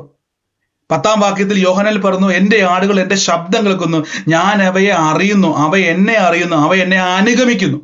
അപ്പൊ എന്റെ തൊഴുത്തിൽ പെടാത്ത കുറെ ആടുകൾ എനിക്ക് വേറെയുണ്ട്, ഞാൻ അവരെ നടത്തേണ്ടതാകുന്നു എന്ന് യേശു പറഞ്ഞുണ്ട്. പക്ഷേ എന്നെ അനുഗമിക്കുന്നവരെ പറ്റി യേശു പറയുകയാണ്, ഞാൻ അവർക്ക് നിത്യജീവൻ കൊടുക്കും. ഒന്നുകൂടെ ഞാൻ പറഞ്ഞാൽ, ഞാൻ അവർക്ക് മാത്രം നിത്യജീവൻ കൊടുക്കും. കണ്ടോ? അപ്പൊ ഒരു സെപ്പറേഷൻ കണ്ടോ? ബൈബിളിൽ സെപ്പറേറ്റ് ചെയ്യുന്നത് കണ്ടോ? ഒരു വേർതിരിവ് കണ്ടോ? നിങ്ങളോ അന്ധകാരത്തിൽ നിന്നും അത്ഭുത പ്രകാശത്തിലേക്ക് വിളിച്ച നൽകുന്നവരെ ഘോഷിപ്പാൻ തെരഞ്ഞെടുക്കപ്പെട്ടവർ. കണ്ടോ? ഒരു സെപ്പറേഷൻ കണ്ടോ? ഒരു തെരഞ്ഞെടുപ്പ് കണ്ടോ? ഒരു വേർതിരിവ് കണ്ടോ? പെറുക്കി പെറുക്കി മാറ്റുന്നത് കണ്ടോ ദൈവം? അപ്പൊ ഇങ്ങനെയുള്ളവർക്കാണ് ബൈബിൾ പറഞ്ഞത്, അവർക്ക് വേണ്ടി പരിശുദ്ധാത്മ. അപ്പൊ ആ സഹോദരിക്ക് ആ മനസ്സിൽ വന്നത് ശരിക്കും പറഞ്ഞാൽ തോന്നലാണ്, ഇമോഷനാണ്. മനസ്സിലായോ? കാര്യം അദ്ദേഹം ഈ രക്ഷിക്കപ്പെട്ട് സ്നാനപ്പെട്ട വിശ്വാസിയെ നേർച്ച കൊടുക്കാനും കാഴ്ച കൊടുക്കാനും എല്ലാം എന്ത് ചെയ്തു? പിറ്റേ ദിവസം മുതൽ നിർബന്ധിച്ചുകൊണ്ടിരിക്കുക. ഹല്ലേലൂയ. അപ്പൊ എന്റെ ചോദ്യം ബ്രദറെ, ഞങ്ങൾ ഇങ്ങനെ ചിലർ ഇങ്ങനെ പോകുന്ന അവസ്ഥയുള്ളവരുണ്ട് ബ്രദറെ. ചിലപ്പോൾ വീടിന്റെ അകത്ത് സ്വാതന്ത്ര്യമില്ല, നിങ്ങൾ പ്രാർത്ഥിക്കണം മസ്റ്റായിട്ട്. കർത്താവെ, ദൈവഹിതം ഉള്ളതേ എന്റെ വീട്ടിൽ വരാവുള്ളൂ. ഞാൻ രക്ഷിക്കപ്പെട്ട വ്യക്തിയാണ്, ഞാൻ യേശുവിനെ അറിഞ്ഞ വ്യക്തിയാണ്. അപ്പൊ എന്റെ കൂടെ വരേണ്ടത് അങ്ങനെയുള്ള ആൾ, അതാണ് റൈറ്റ്. ചേരേണ്ടതാണ് ചേരേണ്ടത്. തക്ക തുണ. മനസ്സിലായോ? വഴിയെ പോകുന്നതല്ല, തക്ക തുണ. ഒരു സഹോദരി പണ്ടനെ വിളിച്ചിട്ട് പറഞ്ഞു, ബ്രദറെ എനിക്ക് വേറെ ഓപ്ഷൻ ഇല്ല. കാര്യം അമ്മയും ഒരു സഹോദരി പറഞ്ഞു, എനിക്ക് വേറെ ഓപ്ഷൻ. ഞാൻ ഒരിക്കലും പ്രോത്സാഹിപ്പിക്കത്തില്ല. കാര്യം നിങ്ങളുടെ അവസ്ഥയല്ല പ്രധാനം. അവസാനം ആ വിവാഹ ജീവിതത്തിന്റെ അകത്ത് ഭയങ്കര വിഷയങ്ങളുണ്ടായി, ഡിവോഴ്സിന്റെ ഒക്കെ വലിയ വിഷയങ്ങളുണ്ടായി മാറി. ബ്രദറെ പ്രാർത്ഥിക്കണം. കണ്ടോ? ഞങ്ങൾ ദൈവത്തെ അറിഞ്ഞിട്ട് എന്തുകൊണ്ട് ഇത് വന്നു? ഞാൻ കുറ്റപ്പെടുത്താൻ പറയുമല്ല, വിമർശിക്കാൻ പറയുമല്ല. ശ്രദ്ധിച്ചോണം. നമ്മൾ അറിയാത്ത ചില നിസാരമെന്ന് പറയുന്ന പല കാര്യങ്ങൾക്കകത്തും നമ്മുടെ ജീവിതത്തെ എന്ത് ചെയ്യാൻ പറ്റും? ദൈവത്തിന്റെ ഹിതത്തിൽ തന്നെ വലിച്ചുകൊണ്ട് നോക്കി. ഇവിടെ പരിശുദ്ധാത്മ. അപ്പൊ നിങ്ങൾ നോക്കി, ഇനി ഞാൻ ആ പ്രാർത്ഥനയെ പറ്റി പറയാം. നമ്മൾ അന്യഭാഷ പ്രാർത്ഥിക്കുമ്പോൾ പരിശുദ്ധാത്മാവ് എനിക്ക് വേണ്ടി എന്ത് ചെയ്യുന്നു? ദൈവഹിതത്തിലേക്ക് എന്നെ കൊണ്ടുവരിക. കണ്ടോ?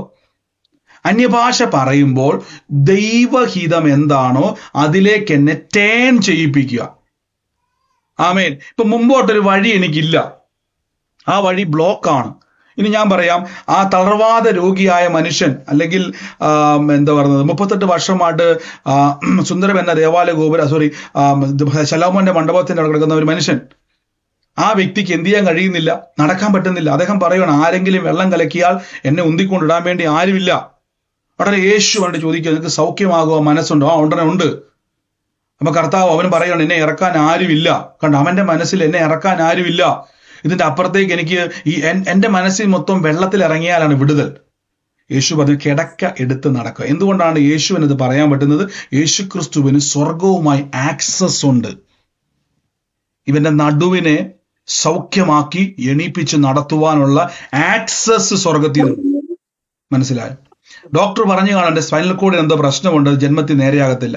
കുഴമ്പിട്ട് തിരുമെന്നവർ പറഞ്ഞു കാണും, കുഴമ്പിട്ട് തിരുമി, ചൂട് പിടിച്ചു, അത് പിടിച്ചു, ഇത് പിടിച്ചു, ഹോമിയോ പറഞ്ഞു, അലോപ്പതി പറഞ്ഞു, കേട്ട സൗകര്യ തുടക്കത്തിൽ തന്നെ സാക്ഷി കേൾപ്പിച്ചതുകൊണ്ടാണ്. അലോപ്പതി നോക്കി, ആയുർവേദം നോക്കി, തിരുമിച്ചു, അത് കഴിച്ചു, ഇത് കഴിച്ചു, ഒരു മാറ്റമില്ല. 10 വർഷമായിട്ട് ആ കാലിൻ്റെ അകത്ത് എന്താണ്? രോഗമാണ്. പക്ഷേ യേശുവിൻ്റെ നാമത്തിൽ നമ്മൾ കേട്ടു അല്ലേ, സഹോദരി പറഞ്ഞ് 10 വർഷമായിട്ടുണ്ടായിരുന്ന വാതരോഗം ഇൻസ്റ്റന്റ് ആയിട്ട് മാറി. എന്താണത് മാറാൻ കാരണം എന്നറിയാവോ?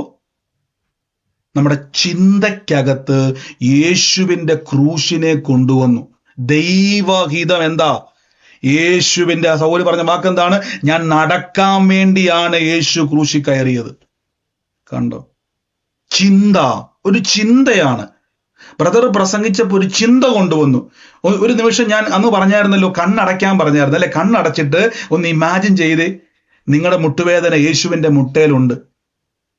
നിങ്ങളുടെ ആ നടുവിൻ്റെ വേദന യേശുവിൻ്റെ നടുവിൻ്റെ വേദനയായി. നിങ്ങളുടെ കണ്ണിൻ്റെ കാഴ്ചയില്ലാത്ത അവസ്ഥ യേശു വഹിച്ചു. യേശുവിൻ്റെ കണ്ണിൽ ഇപ്പം നിങ്ങളുടെ കാഴ്ചയില്ലാത്ത അവസ്ഥയുണ്ട്. നിങ്ങൾ എന്താണോ ബുദ്ധിമുട്ട്, അത് യേശുവിൻ്റെ ബോഡിയിലുണ്ട്. കാണ് കാണ് കാണ് കാണ്. അൻസിസ്റ്റർ കഴിഞ്ഞ ദിവസം ഇമാജിനേഷനെ പറ്റി പഠിപ്പിച്ചപ്പോൾ അതിൻ്റെ ഒരു കണ്ടിന്യൂറ്റി ആയിരുന്നു നമ്മൾ അന്ന് അങ്ങ് പോയത്. 2 കൊരിന്ത്യർ 10-ാം അധ്യായത്തിന് അല്ലേ?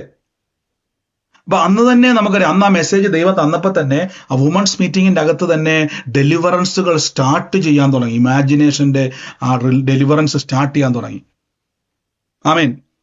അപ്പൊ നിങ്ങൾ എന്ത് ചെയ്യണം? അന്യഭാഷയിൽ പ്രാർത്ഥിക്കുമ്പം ശ്രദ്ധിച്ചോണം. ഹൃദയത്തിൽ സൊല്യൂഷൻ വെളിപ്പെടും. എന്താ ഈ സൊല്യൂഷൻ എന്ന് പറഞ്ഞാൽ? ആത്മാവിന്റെ ചിന്ത. ആമേൻ. അപ്പൊ പരിശുദ്ധാത്മാവ് എന്ത് ചെയ്യും? നമ്മുടെ അകത്തൊരു ചിന്ത കൊണ്ടുവന്നിടും. ചിന്ത എന്ന് പറയുന്നതിനേക്കാൾ നല്ലത് കർത്താവിന്റെ ഹിതം അവിടെ വെളിപ്പെടും. ദൈവഹിതം, ദ വിൽ ഓഫ് ഗോഡ് അവിടെ റിവീൽ ആകും. ദൈവത്തിന്റെ ഹിതം പെട്ടെന്ന് മനസ്സിൽ വരും. ഇനി ശ്രദ്ധിച്ചോണം, എന്താണിത് മനസ്സിൽ വരാൻ കാരണം? ഈ മനസ്സിനൊരു പ്രത്യേകതയുണ്ട്. മോഹം ഗർഭം ധരിച്ച് പാപത്തെ പ്രസവിക്കുന്നു. നമ്മുടെ മനസ്സിലാണ് ആദ്യം വിശ്വാസം ഉണ്ടാകുന്നത്.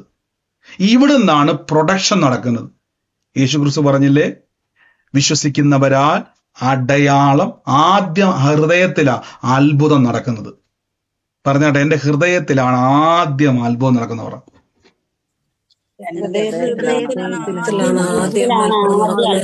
ശരിക്കും പറഞ്ഞാൽ ഒരു കുഞ്ഞ് ജനിക്കുന്നത് എപ്പോഴാ? നമ്മൾ പറഞ്ഞിട്ട് കുഞ്ഞ് ജനിക്കുന്നത് എപ്പോഴാ? 10 മാസം കഴിയുമ്പോൾ കുഞ്ഞ് ജനിക്കുന്നു. ഞാൻ പറഞ്ഞല്ല, ഒരു ഗർഭിണി ആകുമ്പോ തന്നെ ആ കുഞ്ഞ് അവിടെ വന്നു. അത് ഗർഭം ധരിച്ചു നമ്മൾ പറഞ്ഞല്ലേ. ആ കുഞ്ഞ് അവിടെ വന്നു, കൺസീവായി. ഹല്ലേലൂയ, കൺസീവായി. യഥാർത്ഥത്തിൽ ആ കുഞ്ഞ് അവിടെ വന്നു. ലോകത്തിലോട്ട് വിസിബിൾ ആയിട്ടുള്ള രീതിയിലേക്ക് വന്നില്ലെന്നേ ഉള്ളൂ. മനസ്സിലായോ? ആ കുഞ്ഞ് അവിടെ ഉണ്ട്.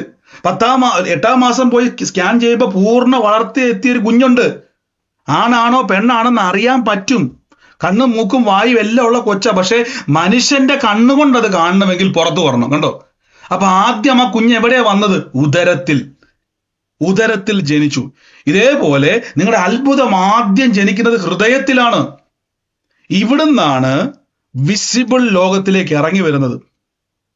ആമേൻ. അപ്പൊ അന്യഭാഷ പറയുമ്പോൾ നമുക്കിപ്പം മുന്നോട്ട്, ബ്രദർ എനിക്കറിയത്തില്ല, ഞാൻ വല്ലാത്തൊരു ട്രാപ്പിൽ അകപ്പെട്ടിരിക്കുവാണ്, എനിക്കിത് എന്തു ചെയ്യണമെന്ന് അറിയാൻ പറ്റുന്നില്ല, എനിക്ക് എങ്ങനെ പ്രാർത്ഥിക്കണമെന്ന് അറിയാൻ പറ്റുന്നില്ല, അടുത്തൊരു ലെവലിലേക്ക് എനിക്ക് മൂവ് ചെയ്യാൻ പറ്റുന്നില്ല, ഞാൻ സ്റ്റക്കായിരിക്കുക ബ്രദറെ എന്ന് ഇങ്ങനത്തെ ഒരു മൂഡിലാണ് നിങ്ങൾ ഇരിക്കുന്നതെങ്കിൽ, പ്രിയരെ, ആദ്യം ചെയ്യേണ്ടത്, റോമാലേഖനം 8-ാം അധ്യായത്തിൽ 26-ാമത്തെ വാക്യം പറയണം. ആദ്യം Holy Spirit help us in our weakness. പരിശുദ്ധാത്മാവ് എൻ്റെ ബലഹീനതയിൽ, നമ്മുടെ ബലഹീനതയിൽ എന്നെ സഹായിക്കുന്നു. കർത്താവേ, അങ്ങ് എന്നെ സഹായിക്കുന്നു. എങ്ങനെ? ഓ റബ ശംദഹസിയാന്തിരി, അന്യഭാഷ പറയാൻ തുടങ്ങുക. ദൈവഹിതത്തിലേക്ക് എന്നെ കൊണ്ടുപോകുന്നതാണ് ഇന്റർസെഷൻ പ്രയർ. ആത്മാവിൽ പ്രാർത്ഥിക്കുമ്പോൾ ദൈവഹിതത്തിലേക്ക് നാം ടേൺ ചെയ്യും. ആമേൻ. ടേൺ ചെയ്യും. നമ്മൾ പോലും അറിയാതെ ടേൺ ചെയ്യും. ഇനി നിങ്ങളുടെ ഹൃദയത്തിൻ്റെ അകത്ത് അപ്പൊ ചിന്തകൾ രൂപപ്പെടും. ഈ വരുന്ന ചിന്തകൾ ബൈബിളുമായിട്ട് കണക്ട് ചെയ്യണം. ദൈവത്തിൽ നിന്നാണോ മനസ്സിൽ നിന്നാണോ? അതാണ് ആത്മാവിന്റെ ചിന്ത ഇന്നതെന്ന് ഹൃദയങ്ങളെ പരിശോധിക്കുന്നവൻ അറിയണം. അപ്പൊ അവിടെ പരിശോധന കണ്ടു, അവിടെ ഒരു വാക്കുകൊണ്ട് പരിശോധന ചെയ്യണം. അപ്പൊ നമ്മുടെ ഹൃദയത്തിൽ എന്ത് ചെയ്യുന്നു? നമ്മുടെ ഹൃദയത്തിൽ അത് മനസ്സിലാകുമ്പോൾ ബൈബിളുമായിട്ട് അതിനെ വചനവുമായിട്ട് അതിനെ കണക്ട് ചെയ്യാത്തപ്പോൾ പലപ്പോഴും എന്റെ മനസ്സിൽ പെട്ടെന്ന് അങ്ങ് തോന്നി. അല്ല, ചിന്തിക്കണം. വചന വിരുദ്ധമാണോ ആ ചിന്ത? എപ്പോഴും ദൈവാത്മാവ് സംസാരിക്കുമ്പോൾ അതിന്റെ ബേസ് വചനം ഉണ്ടായിരിക്കും. ബ്രദറെ, എന്റെ മനസ്സിൽ ഇപ്പൊ അങ്ങോട്ട് തോന്നുക. എന്നാ തോന്നുന്നത്? ദൈവം എന്നോട് പറഞ്ഞു. ദൈവം പറഞ്ഞതാണെങ്കിൽ ആ വചനവുമായിട്ടൊന്ന് താരതമ്യപ്പെടുത്തി നോക്കണം. കണ്ടോ? അതുകൊണ്ടാണ് പലപ്പോഴും നിങ്ങൾ പ്രവചനങ്ങൾ കേൾക്കുമ്പോൾ സൂക്ഷിക്കണം.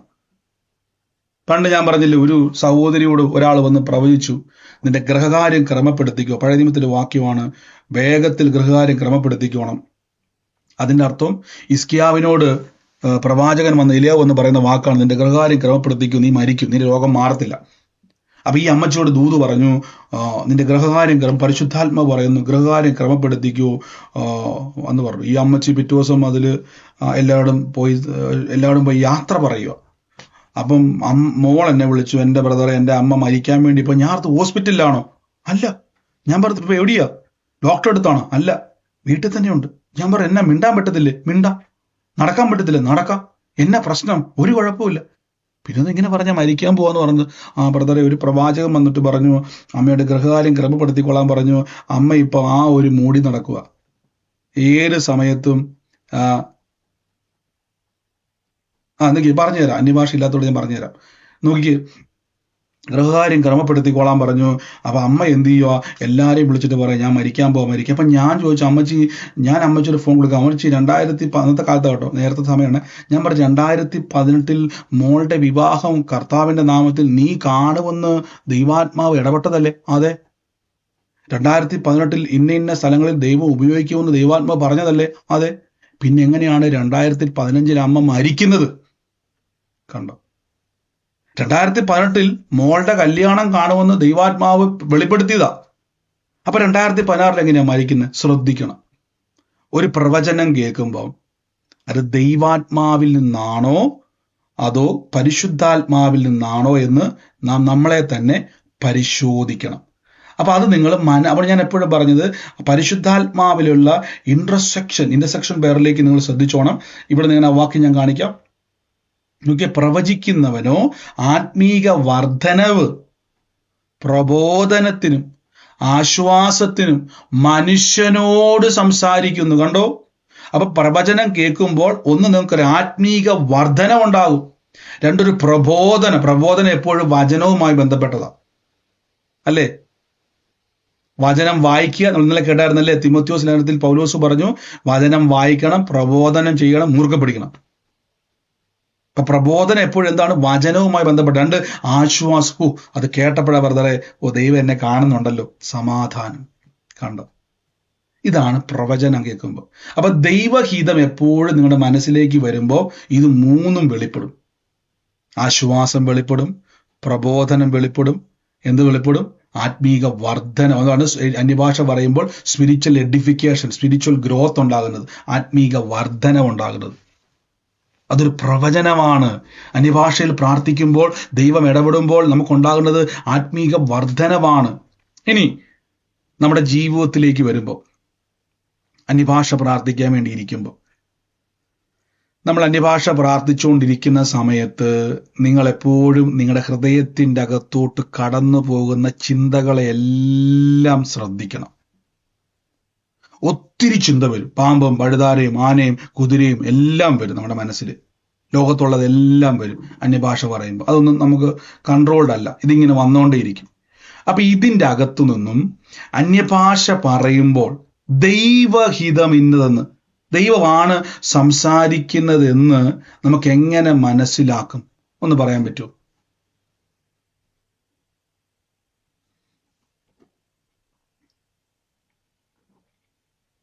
ആർക്കെങ്കിലും മനസ്സിലാക്കാൻ പറ്റുമോ? നമുക്ക് അറിയത്തില്ല.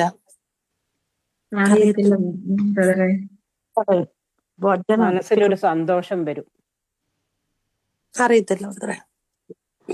പ്രേരണ വരും. ഇവിടെയാണ് സ്പിരിച്വൽ ഗ്രോത്ത് എന്ന് പറയുന്ന കാര്യത്തിന്റെ സ്പിരിച്വൽ ഗ്രോത്ത്, അതായത് ആത്മീക വർധനവ്, ദൈവഹിതങ്ങളെ തിരിച്ചറിയുവാനുള്ള തഴക്കം നമ്മൾ അഭ്യസിക്കാം. ഹല്ലേലൂയ. അപ്പൊ അന്യഭാഷ പ്രാർത്ഥന എന്നുള്ളത് പെട്ടെന്നൊരു സുപ്രഭാതത്തിൽ പ്രാർത്ഥിക്കുന്നതല്ല. അതൊരു സ്പിരിച്വൽ നിങ്ങളെ എന്ത് ചെയ്യുന്നതാണ്? ഗ്രോത്തിലേക്ക് തഴക്കത്താൽ അഭ്യസിപ്പിക്കുന്നതാണ്. നിങ്ങളുടെ ശരീരത്തെ, നിങ്ങളുടെ മനസ്സിനെ ദൈവത്തിൻ്റെ കമ്മ്യൂണിക്കേഷനുമായിട്ട് കണക്ട് ചെയ്യുന്ന ഒരു വളർച്ചയുടെ കാര്യമാണ് അന്യഭാഷ പ്രാർത്ഥന. അപ്പോൾ ഓടി വന്ന് അന്യഭാഷ പറയുമ്പോൾ ചില സമയത്ത് നമ്മുടെ മനസ്സിലേക്ക്, അല്ലെങ്കിൽ ആ സമയത്ത് നമ്മുടെ മനസ്സിലേക്ക് പല ചിന്തകൾ വരുമ്പോൾ ഇത് ദൈവഹിതമാണെന്ന് തിരിച്ചറിയുന്നത് ഒന്ന് വചനത്തിലൂടെ അതിനെ വിവേചിക്കണം. ആദ്യത്തെ തലം വചനത്തിലൂടെ അതിനെ വിവേചിക്കണം. അപ്പോൾ മനസ്സിൻ്റെ അകത്ത് കുറേ ചിന്ത വരുന്നു. നിങ്ങൾ പെട്ടെന്ന് പ്രാർത്ഥിക്കുമ്പോൾ ഒരു കാഴ്ച കാണുമോ? ഒരു വണ്ടി വരുന്നു, നിങ്ങൾ ഇടിക്കുന്നു, നിങ്ങൾ മരിക്കുന്നു, നിങ്ങളുടെ ചുറ്റും വരുന്ന എല്ലാവരും കരയുന്നു, നിങ്ങളും കരയുന്നു, എല്ലാവരും കരയുന്നു. ഇത് കാണുമ്പോൾ നിങ്ങളും കരച്ചില്, എല്ലാവരും കരച്ചില്. അയ്യോ ബ്രദറെ, ഞാൻ പ്രാർത്ഥിച്ചപ്പോൾ കേട്ട ഞാൻ മരിച്ചു പോകുന്നത് കണ്ട്. ഇത് ദൈവത്തിൽ നിന്നല്ല. കണ്ടോ? അതെന്താ ബ്രദറെ അങ്ങനെ പറയാൻ കാരണം?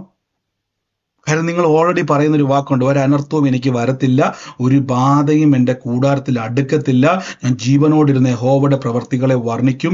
ഇത് കണ്ടോ, എൻ്റെ അകത്ത് ഈ വചനം അവിടെ കിടക്കുന്നുണ്ട്, ഞാൻ വിശ്വസിക്കുന്നുണ്ട്. ഇതിന് വിരോധമായി കണ്ടോ ആണ് വചനം കൊണ്ട് വിവേചിക്കണം. ഞാൻ ഒന്നാമത്തെ ഭാഗം പറയുവാണ്, വചനം കൊണ്ട് വിവേചിക്കണം. അപ്പൊ വീണ്ടും പല കാഴ്ചകൾ വരുന്നു, അർത്ഥമില്ലാത്ത പല കാഴ്ചകൾ വരിക, പലതും കാണുക അന്യഭാഷ പറയുമ്പോൾ. ഞാനിത് റോമാലേഖനം 8-ാം വാക്യത്തിൽ വളരെ ഇമ്പോർട്ടൻ്റ് ആയിട്ടുള്ള ഒരു വിഷയത്തിൽ നമ്മൾ നിൽക്കുവാണ്. അപ്പം അന്യഭാഷ വരുമ്പം ഒരു ബന്ധവുമില്ലാത്ത, നമ്മൾ നാട്ടുഭാഷയിൽ പറഞ്ഞ ഒരു പുലബന്ധവുമില്ലാത്ത, ഒരു കണക്ഷനും ഇല്ലാത്ത പല കാഴ്ചകൾ വന്നുകൊണ്ടിരിക്കുക. അപ്പൊ നിങ്ങൾ എന്ത് ചെയ്യും? സ്വാഭാവികമായിട്ടും ബ്രദറെ, ഞാൻ സൂര്യനെ കാണുന്നു, ചന്ദ്രനെ കാണുന്നു, അത് കാണുന്നു, ഇത് കാണുന്നു. ഉദാഹരണം പറയാം, യാക്കോബ് ഒരു ദർശനം കണ്ടു, യോസഫ് ഒരു ദർശനം കണ്ടു. സൂര്യനും ചന്ദ്രനും 11 നക്ഷത്രങ്ങളും എന്നെ നമസ്കരിക്കുന്നു. 12 കച്ചകൾ എന്ത് ചെയ്യുന്നു? എൻ്റെ കച്ചേനെ നമസ്കരിക്കുന്നു. ഇത് താൻ ഊണുമേശ സമയത്തോ എവിടെ ആയിക്കോട്ടെ, എല്ലാവരും ഫാമിലിയുമായിട്ട് ഇരിക്കുന്ന സമയത്ത് ഇത് പറഞ്ഞു. ഉടനെ തൻ്റെ സഹോദരന്മാർ എന്തുവാ പറഞ്ഞത്? ഇത് പറഞ്ഞ ഉടനെ അവരെന്തു പറഞ്ഞു? സ്വപ്നക്കാരൻ അല്ല,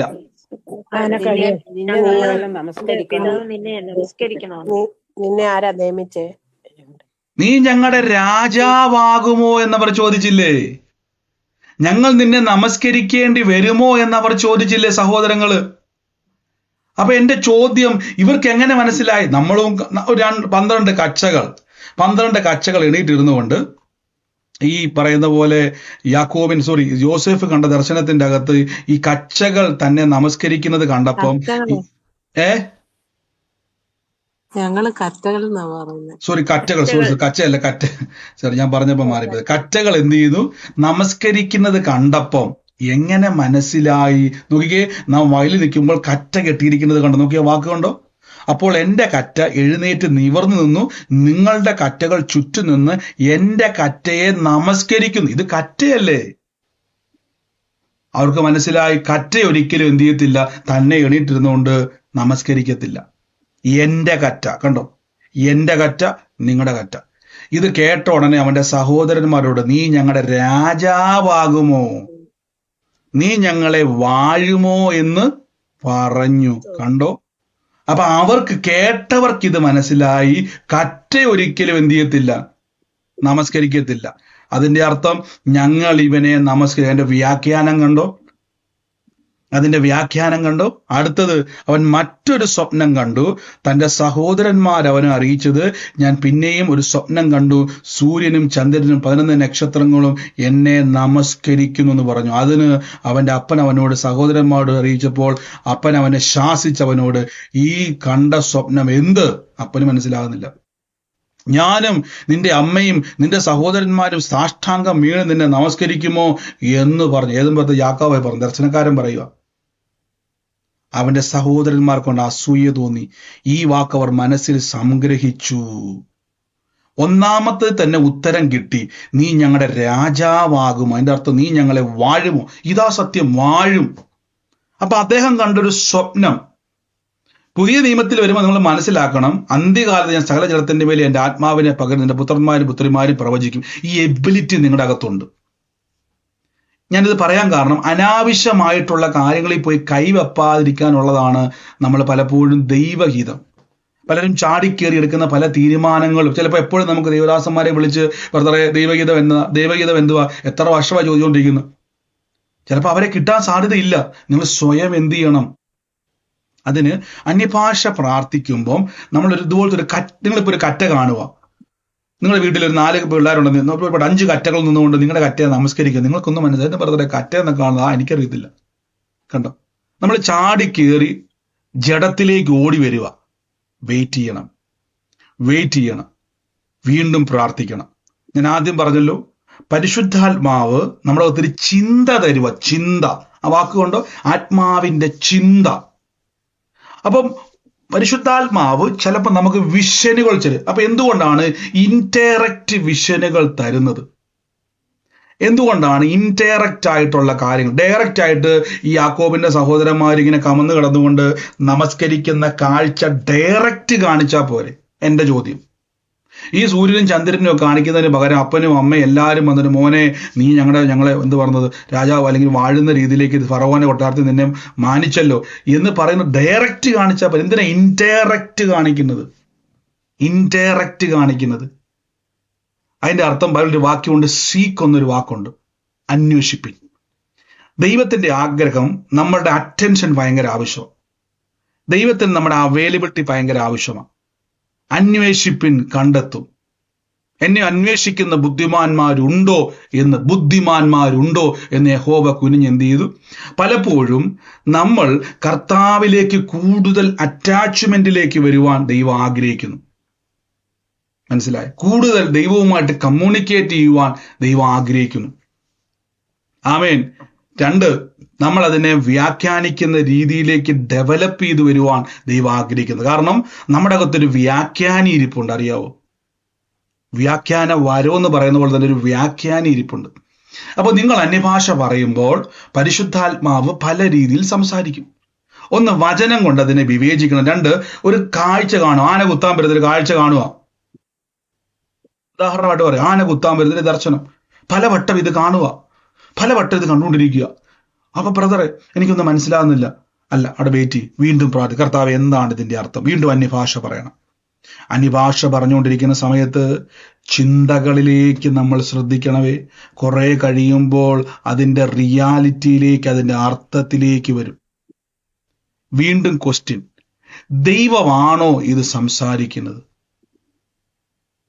ദൈവം തന്നെയാണോ എന്നോട് സംസാരിക്കുന്നത് എന്ന് പറയുമ്പോൾ നിങ്ങൾ അതിനെ നോട്ട് ചെയ്ത് വെക്കണം. ആ കാര്യത്തെ നോട്ട് ചെയ്ത് വെക്കണം.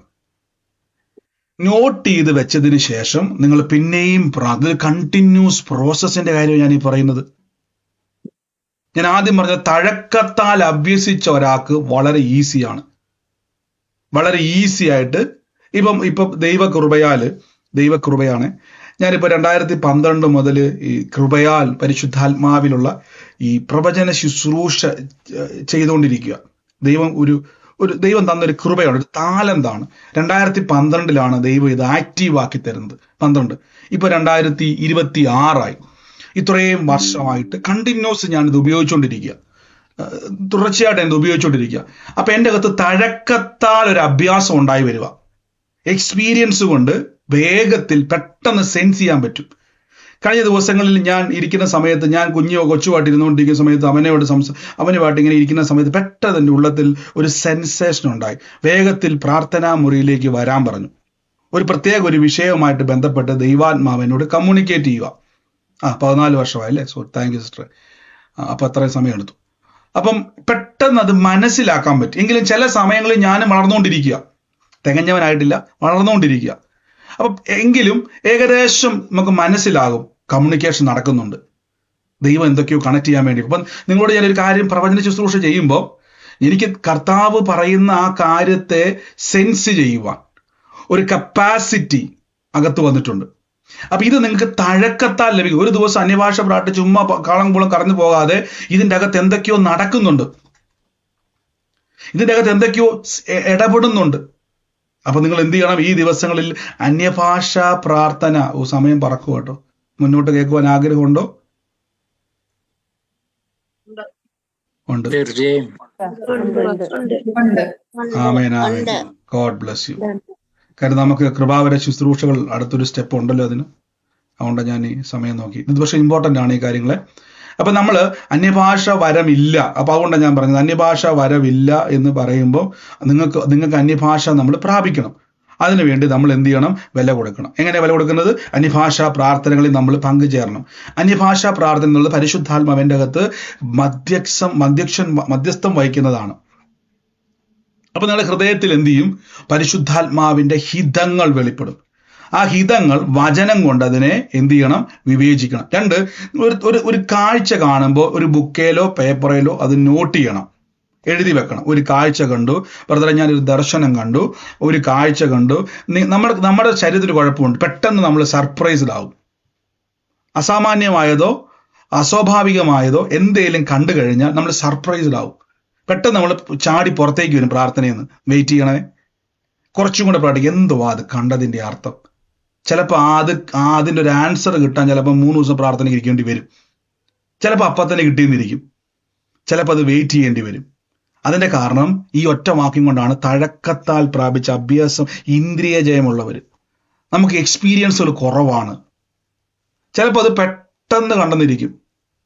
അപ്പൊ ഞാൻ പറയുന്നത്, നിങ്ങളിപ്പോൾ ഒരു കാഴ്ച കാണുമോ? നിങ്ങൾ പ്രാർത്ഥിച്ചുകൊണ്ടിരിക്കും, ബ്രദറെ എനിക്ക് മുന്നോട്ട് എന്താ ചെയ്യണമെന്ന് അറിയത്തില്ല. അപ്പൊ ഇങ്ങനെ പ്രാർത്ഥിച്ചുകൊണ്ടിരിക്കുന്ന സമയത്ത് പെട്ടെന്നൊരു ഒരു കാഴ്ച നിങ്ങൾ കാണുക.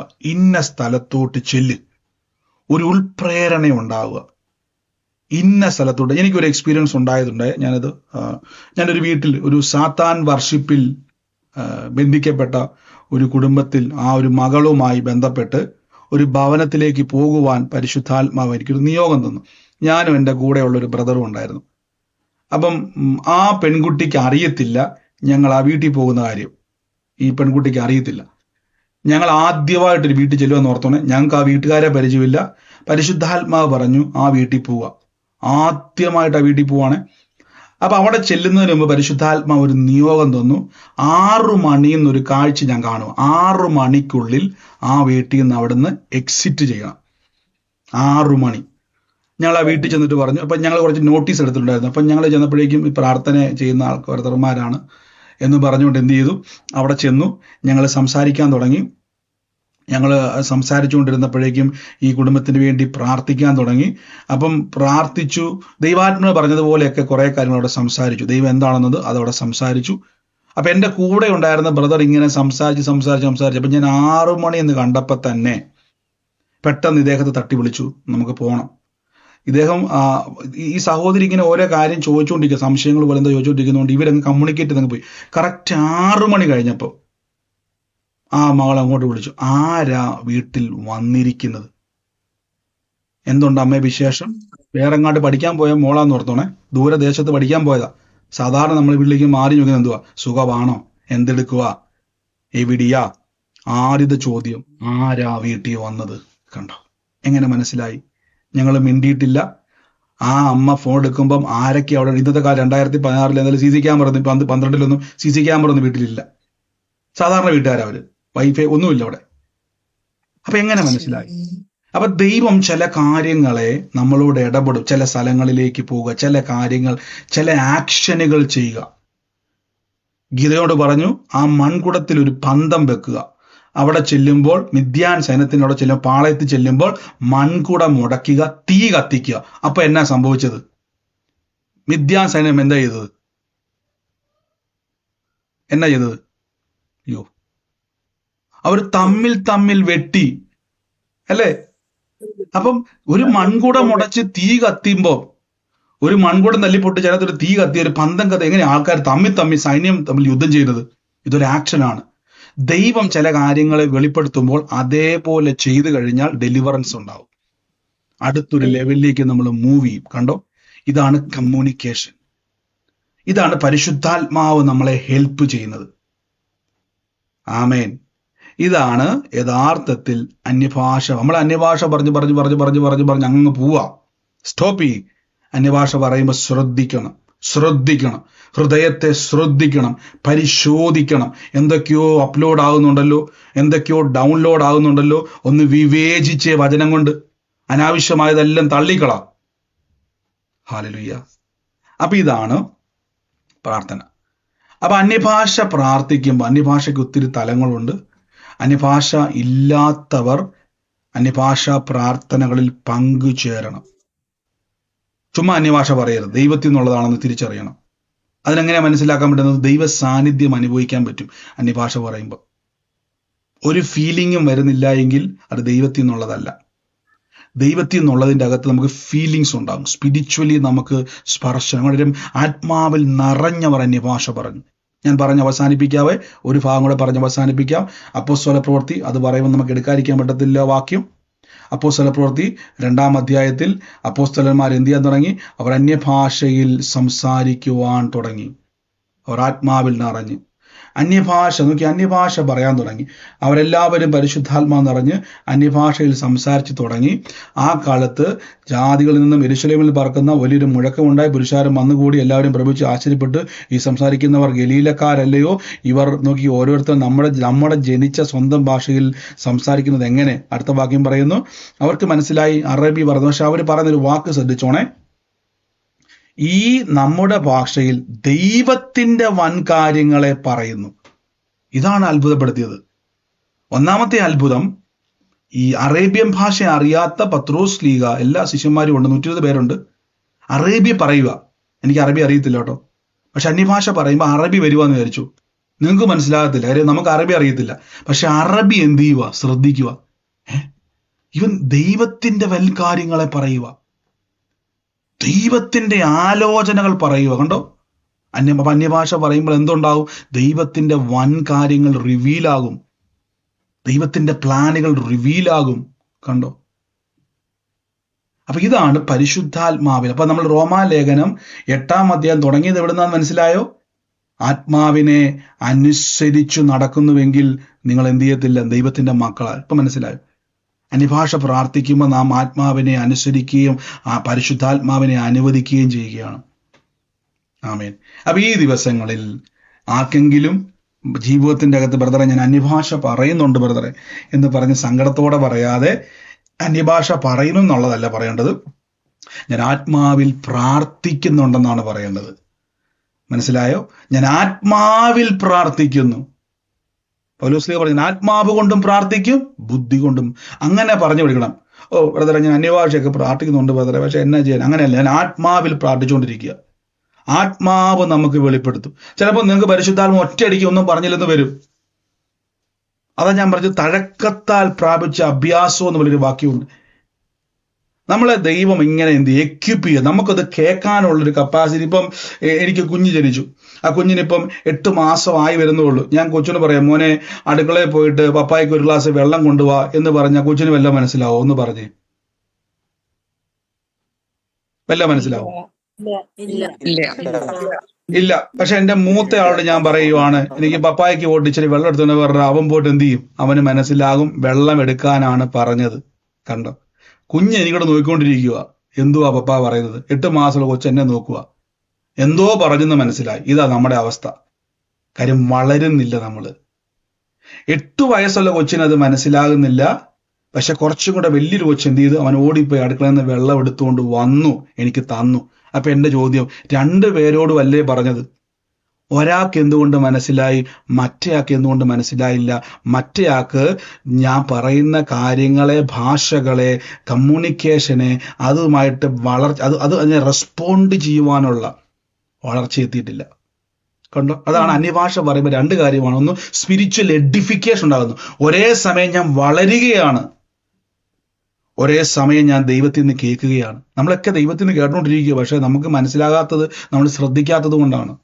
ഒന്ന് ശ്രദ്ധിക്കുക, 2 അതിനെ വളർത്തുക, പ്രോത്സാഹം. ഇനി മുതൽ അന്യഭാഷ പറയുമ്പോൾ ശ്രദ്ധിക്കണമേ. മനസ്സിൻ്റെ അകത്തൊരു ചിന്ത, ഓ ബ്രദറെ ഞാൻ മരിക്കുന്നൊരു ചിന്ത, അതല്ല. ശ്രദ്ധിച്ചോണേ, അത് വചനം കൊണ്ട് അതിനെ വിവേചിക്കണം. ഒരനർത്ഥം എനിക്ക് വരത്തില്ല. പിന്നെ എന്തുവായത്? അത് ബുദ്ധിയിൽ നിന്ന് വന്നത്. 2, പിന്നെ പ്രാർത്ഥിക്കുമ്പോൾ ഭയങ്കര ദർശനങ്ങൾ കാണുക. പെട്ടെന്ന് ദർശനം, ബ്രദറെ ഞാനൊരു ഭയങ്കര ദർശനം കാണുക. എന്നാ ദർശനം? പ്രാർത്ഥിക്കുക. എന്താ അതിന്റെ വ്യാഖ്യാനം? ഞാൻ പറഞ്ഞ് അവസാനിപ്പിക്കുന്നത് ഇങ്ങനെ പോവുക കേട്ടോ. കർത്താവേ സ്തോത്രം. Thank you Holy Spirit. ഞാൻ ഈ റോമാലേഖനം 8:16 രാവിലെ പ്രാർത്ഥിച്ചുകൊണ്ടിരുന്നപ്പോൾ ഇന്നലെ മൂലം ഞാൻ പ്രാർത്ഥിക്കുമായിരുന്നു പരിശുദ്ധാത്മ. പക്ഷെ അന്ന് എനിക്ക് ഒന്നും കിട്ടുന്നില്ല. അപ്പം ഞാൻ ഓർത്ത് എന്തോ ഒന്നും വരാതിരിക്കുന്നത്. നോക്കിയേ 14 വാക്യല്ലേ സിസ്റ്റർ, അത് എടുത്ത് കറക്റ്റ് നോക്കിയേ. എൻ്റെ ആത്മാവ് പ്രാർത്ഥിക്കുന്ന നോക്കി, അന്യഭാഷയിൽ പ്രാർത്ഥിക്കുമ്പോൾ എൻ്റെ ആത്മാവ് പ്രാർത്ഥിക്കുന്ന എൻ്റെ ബുദ്ധിയോ അഫലമാകുന്നു. അപ്പൊ ബുദ്ധി അവിടെ അബലമായിട്ട് അടുത്ത വാക്യത്തിൽ പറഞ്ഞ അന്യഭാഷയിൽ പ്രാർത്ഥിക്കുന്നവൻ വ്യാഖ്യാനപരം. അപ്പൊ നമുക്കത് വ്യാഖ്യാനിച്ചെടുക്കാം. അതാണ് ഈ വ്യാഖ്യാനം എന്ന് പറയുന്നത്. നിങ്ങളുടെ അകത്ത് വരുന്ന ട്രാൻസ്ലേഷനാണ്, അന്യഭാഷയുടെ ട്രാൻസ്ലേഷനാണ് വ്യാഖ്യാനം. നമുക്ക് ആ വാക്ക് കണ്ടോ, അതിന്റെ താഴേക്ക് വരുമ്പോൾ ഒരു വാക്ക് കണ്ടോ, അന്യഭാഷയിൽ നോക്കി അന്യഭാഷയിൽ സംസാരിക്കുന്നെങ്കിൽ 2 പേരോ 3 പേരോ ആകട്ടെ, അവർ ഓരോരുത്തർ സംസാരിക്കുമ്പോൾ വ്യാഖ്യാനം ചെയ്യണം, ട്രാൻസ്ലേറ്റ് ചെയ്യണം. വ്യാഖ്യാനി ഇല്ലാഞ്ഞാൽ അന്യഭാഷക്കാരൻ സഭയിൽ, അതായത് വഴിയിൽ പോയിരുന്ന അന്യഭാഷ പറയരുത്. വന്തല റോഡിൽ പോയെന്ന് പറയരുത്. പലരും ഇപ്പൊ പുതിയ പരിപാടിയാ, വഴി എന്നുകൊണ്ട് അങ്ങനെ അന്യഭാഷയാണ്. ആൾക്കാർ ചിരിക്കുമ്പം നമ്മൾ പറയും ദൈവനാമത്തിൽ ഞാൻ നിന്ന കേട്ടു. അല്ല പ്രിയരെ, നിങ്ങൾ ദൈവനാമം ദുഷിക്കപ്പെടുക. അന്യഭാഷ പറയുന്നുണ്ടെങ്കിൽ ആ ചിരിക്കുന്നോട് പറയണം, മോനെ ഞാൻ ഇപ്പൊ പറഞ്ഞ അന്യഭാഷയുടെ അർത്ഥം എന്നറിയാവോ, നിന്റെ ജീവിതത്തിൽ ദൈവം ചെയ്യാൻ പോകുന്ന കാര്യങ്ങളാണ്. അത് വ്യാഖ്യാനിക്കാനോട് പറയണം. അല്ലേ പബ്ലിക്കായിട്ട് അന്യഭാഷ പറയാൻ പോകരുതേ, പ്രാർത്ഥനാ മുറിക്കകത്തേ പറയാവുള്ളൂ. പബ്ലിക്കായിട്ട് പറയാൻ പോകുന്നുണ്ടെങ്കിൽ വ്യാഖ്യാനപരവുമായിട്ടേ പോകാവുള്ളൂ. അപ്പൊ എങ്ങനെ വ്യാഖ്യാനപരത്തിലേക്ക് വരാൻ പറ്റും? അന്യഭാഷ പ്രാർത്ഥിക്കുമ്പോൾ ചിന്തകളിലൂടെ ട്രാൻസ്ലേറ്റ് ചെയ്തെടുക്കണം. നമുക്ക് വരും ദിവസങ്ങളിൽ ആഴമായിട്ട് പഠിക്കാം. ആഗ്രഹം ഉണ്ടോ നിങ്ങൾക്ക്? അതോ ബ്രദറെ ഇങ്ങനെ പോയാൽ മതിയോ? അപ്പൊ അന്യഭാഷ പ്രാർത്ഥനകളിൽ പ്രോത്സാഹനം ഉണ്ടാകണം. അന്യഭാഷ പ്രാർത്ഥനയ്ക്കകത്തിരുന്നുകൊണ്ടൊന്നും ഉറങ്ങരുത്. അന്യഭാഷ പ്രാർത്ഥനയ്ക്കകത്തിരുന്നുകൊണ്ട് മൊബൈലിൽ നോക്കിക്കൊണ്ടിരുന്ന അന്യഭാഷ പറഞ്ഞ ആൾക്കാർ എനിക്കറിയാം, ഫേസ്ബുക്കിലും കയറുന്നു. അങ്ങനെ ചെയ്യരുതേ, ഒന്നും കിട്ടാൻ പോണില്ല. അന്യഭാഷ പറയുമ്പോൾ ശ്രദ്ധിക്കണം. ഞാൻ പറഞ്ഞല്ലോ, തഴക്കത്താൽ പ്രാപിച്ചു. ഇപ്പൊ അത് കുറെ കഴിയുമ്പോൾ നിങ്ങൾക്ക് അത് ഇപ്പൊ നമ്മൾ ആദ്യം ഒരു സ്ട്രഗിൾ ഉണ്ടാവും. കുറെ കഴിയുമ്പോൾ ഈ സ്ട്രഗിൾ മാറും. ഇപ്പൊ ഞാൻ പറഞ്ഞില്ല, ഇപ്പൊ നിങ്ങൾക്ക് വേണ്ടി പ്രാർത്ഥിക്കുമ്പോൾ എനിക്ക് കണ്ണടയ്ക്കണം നിർബന്ധമില്ല. അതിനുള്ളിൽ തന്നെ വെളിപ്പെടും. അത് ഒരു അഭ്യാസമാണ്, തഴക്കത്താൽ പ്രാപിക്കുന്ന ഒരു അഭ്യാസം. അപ്പൊ ആദ്യം ഒരു സ്ട്രഗിൾ വരും, ബ്രദർ എനിക്കൊന്നും പിടികിട്ടുന്നില്ല. പക്ഷെ അതുകൊണ്ട് നിർത്തരുത്. കുറെ കഴിയുമ്പോൾ നിങ്ങൾക്ക് കണ്ണുപോലും അടയ്ക്കേണ്ട, കാര്യങ്ങളെ മനസ്സിലാക്കുവാനുള്ള സെൻസേഷൻ ഉണ്ടാവും. നമുക്ക് ഒരുമിച്ച് പ്രാർത്ഥിക്കാം. യേശുവേ, 2 വിളി വേറെയുണ്ട്. പ്രൊഫറ്റിക്കൽ കോളിംഗ് ഉണ്ട്, പ്രവാചക വിളികളുണ്ട്. അതും ഇതും തമ്മിൽ വ്യത്യാസമുണ്ട് കേട്ടോ. അപ്പൊ ഒരു പ്രവാചകൻ ഉപയോഗിക്കുന്നുണ്ട് ഉടനെ നിങ്ങൾ ചാടിക്കയറി എന്ത് ചെയ്യരുത്, അതെന്തുകൊണ്ട് കർത്താവ് എനിക്ക് വെളിപ്പെടും. അതൊരു സ്പെഷ്യൽ കോളിങ്ങുകൾ ഇതിനകത്തുണ്ട്, അത് മറന്നു പോകരുത്. ഇത് ഞാൻ പറയാൻ കാരണം, നമ്മുടെ ജീവിതത്തിൽ ഒരു തീരുമാനത്തിലേക്ക് നമ്മൾ പോകുമ്പോൾ, ഒരു ബിസിനസ് ചെയ്യുമ്പോൾ, ഒരു വിവാഹ ബന്ധത്തിൽ ഓരോ സ്റ്റെപ്പിലും അബദ്ധങ്ങൾ പറ്റുന്ന ആൾക്കാരുണ്ട്. വിശ്വാസിക്ക് കയ്യബദ്ധങ്ങൾ പറ്റുന്നവരുണ്ട്. അവസാനം തിരിച്ചു പോലും കയറാൻ കഴിയാത്ത രീതിയിൽ കുരുങ്ങിപ്പോരെ എനിക്കറിയാം. അതുകൊണ്ടാണ് അന്യഭാഷയിൽ പ്രാർത്ഥിക്കണം, വിശേഷാൽ പ്രവചിക്കണം, വിശേഷാൽ നിങ്ങൾ വ്യാഖ്യാനിക്കണം എന്നൊക്കെ പൗലോസ്ലീഹ പറയാൻ കാര്യം മനസ്സിലായോ? അബദ്ധങ്ങൾ പോയി ചാടരുത്. Thank you Holy Spirit. ഞാൻ നിങ്ങൾക്ക് വേണ്ടി പ്രാർത്ഥിക്കാൻ വേണ്ടി പോവാണേ. അപ്പൊ അന്യഭാഷ പ്രാർത്ഥനകളിൽ എല്ലാ ദിവസവും നമുക്ക് 8:30 അന്യഭാഷ പ്രാർത്ഥനയുണ്ട്. ഈ മാർച്ച് മാസം മുതൽ 3 മണിക്കുണ്ട്. ഞാൻ കയറാൻ അന്യഭാഷാ പ്രാർത്ഥനയിൽ ഇല്ലാത്തൊരു കയറുമ്പോൾ കർത്താവ് എനിക്കും കൂടെ ആ വരം കിട്ടണം, എനിക്കും കൂടെ ആ വരം എന്ന് ആക്റ്റീവാക്കി തരണം. എന്നിട്ട് അന്യഭാഷ നാവിൽ വരുന്നതിനെ, ഹൃദയത്തിൽ വരുന്നതിനെ പറയുമ്പോൾ ദൈവ സാന്നിധ്യം കൊണ്ട് അതിനെ ഉറപ്പിക്കണം. ദൈവമാണ് പറയുന്നതെങ്കിൽ നാളെയും പറയുവാൻ ടെൻഡൻസി ഉണ്ടാകും. ദൈവമാണ് പറയുന്നതെങ്കിൽ ദൈവം തന്ന അന്യഭാഷ രൂപാന്തരം ഉണ്ടാവും. നിങ്ങൾക്ക് രൂപാന്തരം വരും. ഇതാണ് തെളിവ്. ദൈവത്തിൽ നിന്നുള്ള അന്യഭാഷയാണെങ്കിൽ നമുക്ക് സംശയം ദൈവത്തിൽ നിന്നുള്ളതാണോ ഞാൻ തെളിവ് പറയാം. 1, നാളെയും പറയാൻ തോന്നും. 2, അന്യഭാഷ പറയുന്ന വ്യക്തിയുടെ അവസ്ഥകൾ മാറും, ആത്മീയ മേഖലയിൽ മാറ്റം ഉണ്ടാകും, സ്വഭാവം മാറ്റം വരും. ദേഷ്യക്കാരനായിരുന്നു, ഭയങ്കരമായിട്ട് എന്താ പറയുന്നത്, സ്വഭാവങ്ങളിൽ പോലും മാറ്റം ഉണ്ടാവും. അതാണ് റിസൾട്ടുകൾ ഉണ്ടാവും. Thank you Holy Spirit, thank you Holy Spirit. എൻ്റെ കൂടെ ഒന്ന് ചില മിനിറ്റുകൾ നമുക്കൊന്ന് അന്യഭാഷ പ്രാർത്ഥിച്ചാലോ? എൻ്റെ കൂടെ ഇന്ന് യൂട്യൂബിലെ കാണുന്നവരെ ഡിസ്കഷൻ ലിങ്ക് കൊണ്ട് ചാടി നിങ്ങൾ ഇങ്ങോട്ട് വാ, സൂമിലോട്ട് നമുക്ക് ഒരുമിച്ച് പ്രാർത്ഥിക്കാം. അന്യഭാഷ വരം ഉള്ളവർ, അന്യഭാഷ വരമില്ലാത്തവർ ഒന്ന് പ്രാർത്ഥിച്ച കർത്താവ് എനിക്കും വേണം. വാശി വന്നേ. Thank you Holy Spirit. Spiritual. അതുകൊണ്ടാണ് ഈ കൈവപ്പ് ശുശ്രൂഷയുടെ പ്രത്യേകത. കൈവപ്പ് ശുശ്രൂഷ ചെയ്യുന്ന സമയത്ത് നിങ്ങളുടെ ഇന്നർ മാൻ, നിങ്ങളുടെ സ്പിരിച്വൽ മാൻ ഒരു പകർച്ച ഉണ്ടാകും, സ്പിരിച്വൽ ഗ്രോത്ത് ഉണ്ടാകും, സ്പിരിച്വൽ എഡിഫിക്കേഷൻ്റെ ഒരു ലെവലിലേക്ക് കുറച്ചും കൂടെ ജ്ഞാനിയോട് കൂടെ നടക്കാൻ നീയും ജ്ഞാനിയായി തീരുന്നു പറഞ്ഞതുപോലെ ഉപയോഗിക്കപ്പെടുന്ന ഒരു ദേവദാസന്റെ കൂടെ നടന്ന് ആ ഇമ്പാർട്ടേഷൻ ദൈവം തരുന്നതാണ്, ആ വ്യക്തിക്ക് കൊടുക്കാൻ പറ്റത്തില്ല. അങ്ങനെ ലഭിക്കുമ്പോൾ പെട്ടെന്ന് നിങ്ങളുടെ അകത്തും ഈ സ്പിരിച്വൽ സെൻസേഷൻ കുറച്ചും കൂടെ എന്ത് ചെയ്യും, ബലപ്പെടും. അതുകൊണ്ട് ഞാൻ പറയുവാണ്, ഓറാബൽ ഖനാർ ബൽ ഖനാസിയാന്തിരി, അന്യഭാഷ പറഞ്ഞ് അല്പനേരം ഇന്ന് രോഗികളായി ഭാരപ്പെടുന്നവരുടെ മേൽ ഹീലിംഗ് അനോയിന്റിങ് വ്യാപരിക്കുക. എല്ലാ കൃപാവരങ്ങളും ഇന്ന് കത്തുക, ഇന്ന് ജ്വലിച്ചു ആഴമായി ഒരല്പനേരം 1-2 മിനിറ്റുകൾ മാത്രം ഒന്ന് അന്യഭാഷ പറഞ്ഞ് അല്ലാത്തവരെല്ലാം ഒന്ന് പ്രോത്സാഹനം കിട്ടാൻ വേണ്ടിയാ. അന്യഭാഷ വരമില്ലാത്തവർ, നിങ്ങൾ വിടുതലിന് വേണ്ടി വന്നവരായിരിക്കാം, രോഗം മാറാൻ വേണ്ടി വന്നവരായിരിക്കാം, കർത്താവ് ഏതെങ്കിലും ഒരു ആലോചനയുമായിട്ട് ബന്ധപ്പെട്ട് നിങ്ങളോട് ഞാൻ പറഞ്ഞത് ഭാവിയിലേക്കുള്ളതാണ്, ഫ്യൂച്ചറിലേക്കുള്ളതാണ്.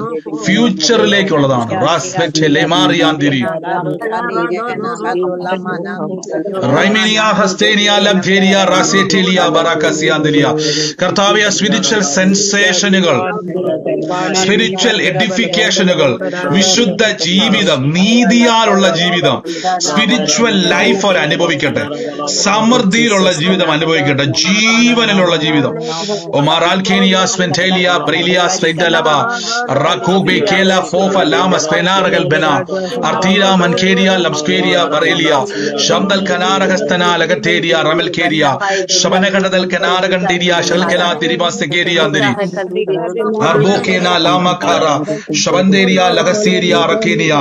ജീസസ് ക്രൈസ്റ്റ് പരിശുദ്ധാത്മാവേ, ദൈവഹിതമല്ലാത്ത ബന്ധങ്ങൾ മുറിഞ്ഞു പോട്ടെ. കർത്താവിനെ ആരാധിക്കുകയും ലോകത്തുള്ള സകലയിടത്തും പോകുകയും ദൈവത്തെ മാമോനെയും ഒരേപോലെ സേവിക്കുന്ന വ്യക്തികൾക്കകത്തുനിന്നും ആ സ്പിരിറ്റുകൾ വിട്ടുപോകട്ടെ. ദൈവത്തെ മാമോനെ സേവിക്കുന്ന ഒരേപോലെ ആരാധിക്കുന്ന സ്പിരിറ്റുകൾ വിട്ടുപോകട്ടെ. സത്യ ദൈവത്തിലേക്ക് ആരാധിക്കുന്നവരായി തീരട്ടെ, സത്യ ദൈവത്തെ ആരാധിക്കുന്നവരായി തീരട്ടെ, ആത്മാവിലും സത്യത്തിലും ആരാധിക്കുന്നവരായി മാറട്ടെ. ഓറാബൽ മനാറകൽ ബനാരകസ് ബനാരകന്റെ രീകമാന ഇല്ലീഗലായിട്ട് കയറിക്കൂടിയ വിഷയങ്ങൾ തകരട്ടെ.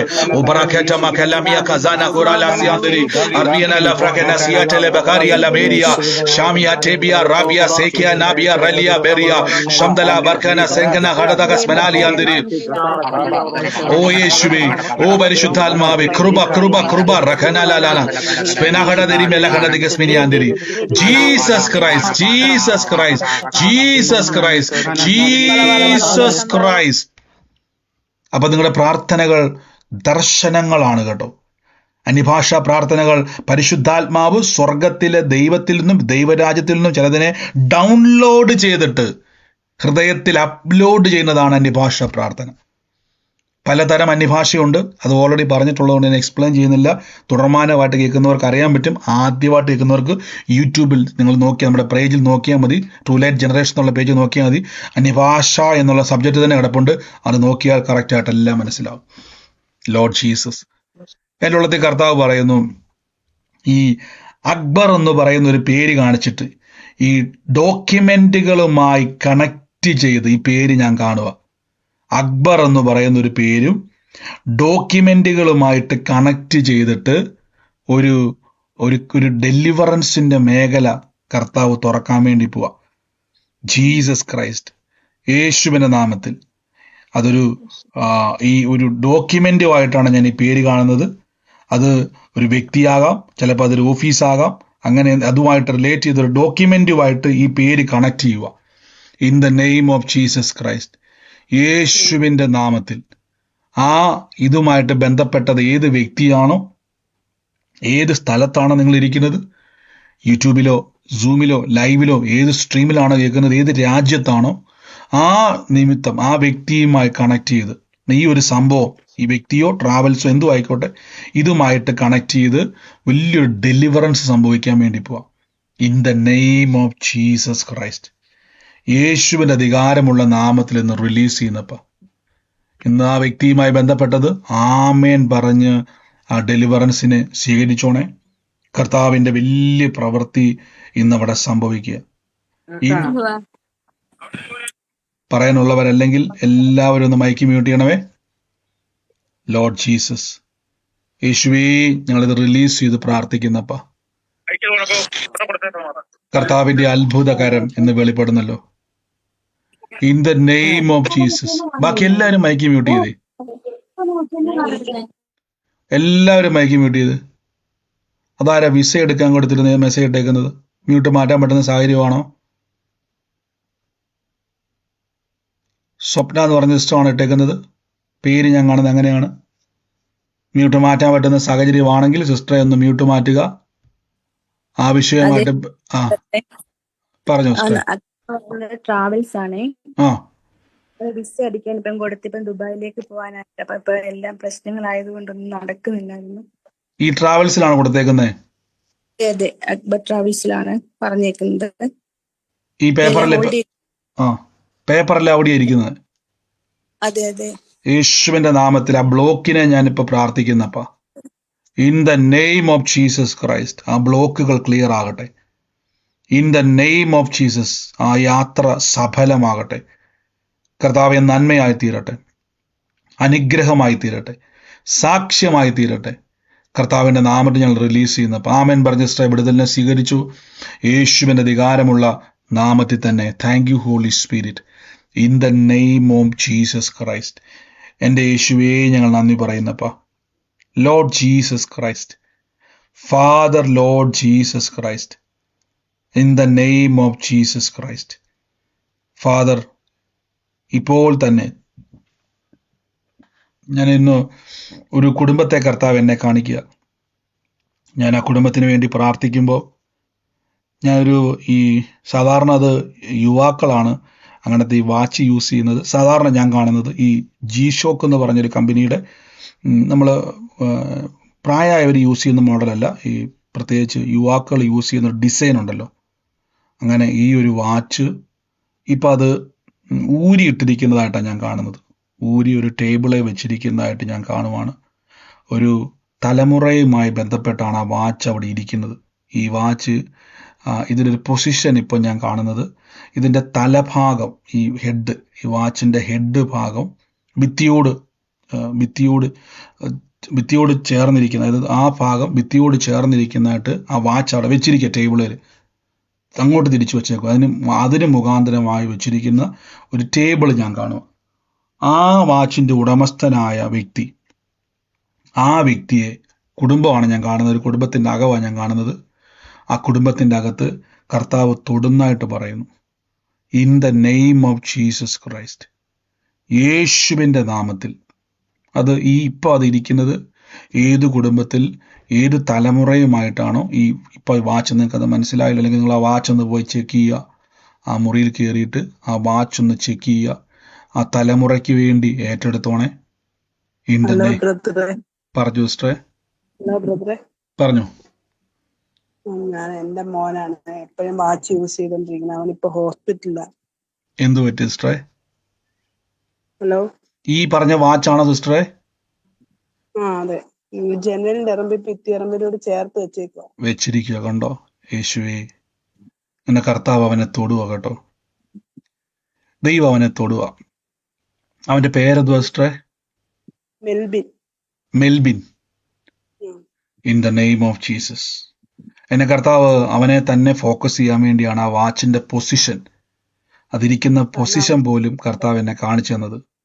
In the name of Jesus. ഇന്ന് ഹോസ്പിറ്റൽ കിടക്കയിൽ കർത്താവിന്റെ കരം വെളിപ്പെടുക. തലമുറയുടെ മേൽ അവകാശം പറഞ്ഞു നിൽക്കുന്ന എല്ലാ വാദങ്ങളെയും ഇപ്പോൾ ആത്മാവിൽ വെട്ടിമാറ്റുന്നു. ആമേൻ പറഞ്ഞ മോന് വേണ്ടി സ്വീകരിച്ച സിസ്റ്ററെ, in the name of Jesus, in the name of Jesus അവൻ്റെ ഒരു അനുഗ്രഹമായി പുറത്തു വരട്ടെ. 2026 അവന്റെ ഭാവിയെ ഞാൻ തുറന്നു പ്രാർത്ഥിക്കുന്നപ്പ. ദുഷ്ടന്റെ ആശ നശിച്ചു പോകും, അവൻ പല്ല് കടിച്ചുരുകിപ്പോകും. യേശുവിന്റെ നാമത്തിൽ ഡെലിവറൻസിനെ റിലീസ് ചെയ്ത് പ്രാർത്ഥിക്കുന്നു. ഏറ്റെടുത്തു യേശുവിന്റെ അധികാരമുള്ള നാമത്തിൽ തന്നെ. Thank you Holy Spirit. നന്ദി കർത്താവ്. ഞാൻ എപ്പോഴും പറഞ്ഞു, നമ്മുടെ കയ്യിലിരിക്കുന്ന എല്ലാ കാര്യങ്ങളെയും തമ്പുരാൻ അറിയാൻ കേട്ടോ. Jesus Christ. നന്ദി യേശുവേ, നന്ദി കർത്താവ്. എല്ലാവരും ഈ സമയത്ത് രോഗികളായിരിക്കുന്നവര്, യേശുക്രിസ്തു എൻ്റെ രോഗത്തെ ഏത് വേദനയാണോ പറയണം. എൻ്റെ നടുവിൻ്റെ വേദന യേശുവിൻ്റെ നടുവേലുണ്ട്. ഒന്ന് കണ്ണടച്ചിട്ട് യേശുവിൻ്റെ നടു, ഞാനിപ്പോൾ അനുഭവിക്കുന്ന എൻ്റെ വേദന യേശു എടുത്തു. കർത്താവ് ഇന്ന് എൻ്റെ ശരീരത്തിൻ്റെ അകത്ത് ആ വേദനകളെ അത്ഭുതകരമായി തന്നെ വഹിച്ചു എന്ന് പറഞ്ഞുകൊണ്ടിരുന്നേ. Lord Jesus Christ, Lord Jesus Christ, യേശു ക്രിസ്തുവിൻ്റെ നാമത്തിൽ നിന്ന് പ്രാർത്ഥിക്കുന്നപ്പ ഞാൻ നമ്മുടെ ഒരു വീടിൻ്റെ അകത്തൊരു കാഴ്ച കർത്താവ്, നമ്മുടെ പഴയ നമ്മൾ ഈ ഒരു പണ്ടത്തെ കാലത്ത് ഉപയോഗിക്കുന്ന ഒരു പ്രത്യേക ഈ ഒരു വെളിച്ചം കിട്ടാൻ വേണ്ടി ഉപയോഗിക്കുന്ന അതിന് റാന്തൽ, അതിൻ്റെ പേര് അങ്ങനെയാണോ, ഒരു പണ്ട് നമ്മൾ ഉപയോഗിക്കത്തില്ലേ, ഗ്ലാസ് ഇട്ടിട്ട് മണ്ണെണ്ണ ഒഴിച്ചിട്ട് അതിൻ്റെ അകത്ത് ഇങ്ങനെ പ്രസ് ചെയ്തിട്ട് തിരി കത്തിക്കുന്ന ഒരു സാധനം, റാന്തൽ എന്നല്ല എൻ്റെ പേര് പറയുന്നത്, പഴയ കാലത്ത് ഉപയോഗിക്കുന്ന റാന്തൽ. ചിമ്മിനിയാണോ എൻ്റെ പേര്? അതായത് ഒരു ഗ്ലാസ് ഇങ്ങനെ ഇറക്കി വെച്ചിട്ട് അതിൻ്റെ അകത്ത് പണ്ടത്തെ കാലത്ത് വെക്കുന്നത്. പക്ഷെ അതിന്റെ ഒരു കോപ്പി അത് ഒറിജിനൽ, അതായത് അന്നത്തെ കാലത്ത് ഒറിജിനലാണ്. ഇന്ന് അതിന്റെ ഒരു മിനിയേച്ചർ അല്ലെങ്കിൽ അതിന്റെ ഒരു ഡ്യൂപ്ലിക്കേറ്റ് പോലത്തെ സാധനം ഒരു വീടിന്റെ അകത്ത് ഇങ്ങനെ ഷോയ്ക്ക് വെച്ചിരിക്കുക. ഒറിജിനൽ അല്ല, ആ സെയിം സാധനമല്ല, അതിങ്ങനെ ഷോയ്ക്ക് നമ്മളിപ്പോൾ കൂടുതലും ഷോക്കേസിലൊക്കെ വെക്കുന്നത് പോലെ അതുപോലെ ഒരു വീട്ടിൽ വെച്ചിരിക്കുക ഈ സാധനം. പക്ഷെ അത് പ്ലാസ്റ്റിക് പോലുള്ള സാധനമാണ്, ഒറിജിനൽ അല്ല. പെട്രോമാക്സ് അല്ലേ, അത് തന്നെ പെട്രോമാക്സിന്റെ ഷേപ്പ്. അതേ ഒരു സാധനം ഒരു വീടിന്റെ അകത്ത് കയറി വരുന്ന ഹോളിൽ തന്നെ വെച്ചിട്ടുള്ള ഒരു വീട് ഞാൻ കാണുക. ആ വീട് ഒരു അടയാളമായി കർത്താവ് തന്നെ, അതായത് ആ വ്യക്തിയെ തന്നെയാണ്, ആ വ്യക്തിയുടെ ഭവനം തന്നെയാണ് ഫോക്കസ് ചെയ്യുന്നതെന്ന് കാണാൻ വേണ്ടിയാണ് ഇത് കാണിക്കുന്നത്. ലോർഡ് ജീസസ്, അത് ഏത് വ്യക്തിയുടെ വീട്ടിലാണ്? ഒരു മിനിറ്റ് പറഞ്ഞു.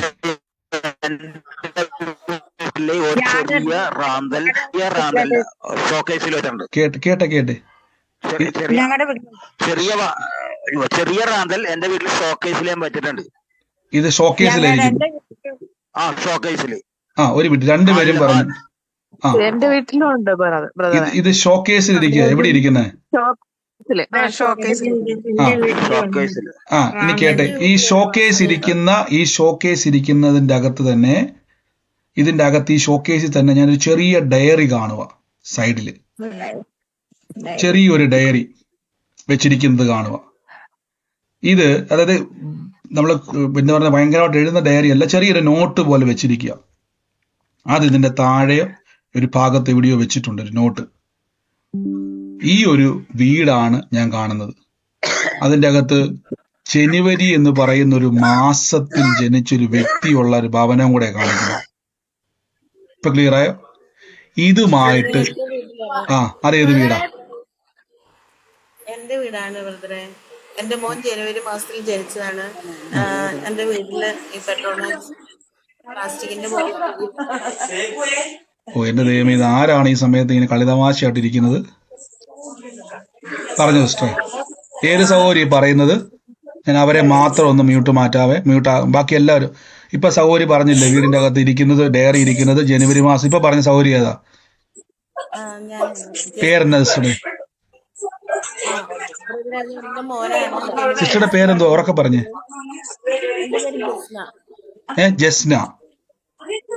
ജസ്ന സഹോദരി ഒഴികെ ബാക്കി എല്ലാവരും ബൈക്ക് മ്യൂട്ട് ചെയ്ത്. ജീസസ് ക്രൈസ്റ്റ്, ബാക്കി എല്ലാവരും. ജസ്ന സഹോദരി കേൾക്കാൻ പറ്റുന്നുണ്ടോ?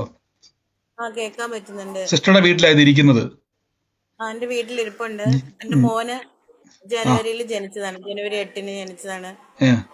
ഇന്ന് കർത്താവ് ഇന്ന് തൊടുക കേട്ടോ അവനെ. ഇതെല്ലാം വെളിപ്പെടുത്തുന്നത് ഒരു അടയാളം. ആദാ പറഞ്ഞത് ഇത്രയും പേരത് വന്നപ്പോൾ അതിനകത്ത് സ്പെസിഫിക് ആയിട്ട് ഇന്ന വ്യക്തിയെ തന്നെയാണ്. ജനുവരി മാസം ഈ പറയുന്ന പോലെ ഷെൽഫിൽ ഇതിരിക്കുന്നു. ഒരു ഡയറി എൻ്റെ കൂട്ടത്തിൽ ചെറിയ ഡയറി വെച്ചിരിക്കുന്നു. ജനുവരി മാസം ജനിച്ച വ്യക്തിയെ കർത്താവ് സ്പർശിക്കുന്നു. യേശുവിന്റെ നാമത്തിൽ ഏറ്റെടുത്തോണേ. എന്റെ മോന് നേരത്തെ പ്രാർത്ഥിച്ചത്, നടക്കാൻ വയ്യാതെ വാക്കറിൽ നടന്ന കുട്ടിയാണ്.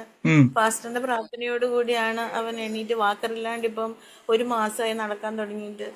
ഇത് വലിയൊരു സാക്ഷ്യമാണ്. പറഞ്ഞായിരുന്നോ? ഞാനിത് പറഞ്ഞു. ഡോക്ടർമാരൊക്കെ ഓപ്പറേഷൻ വേണമെന്ന് പറഞ്ഞാണ്.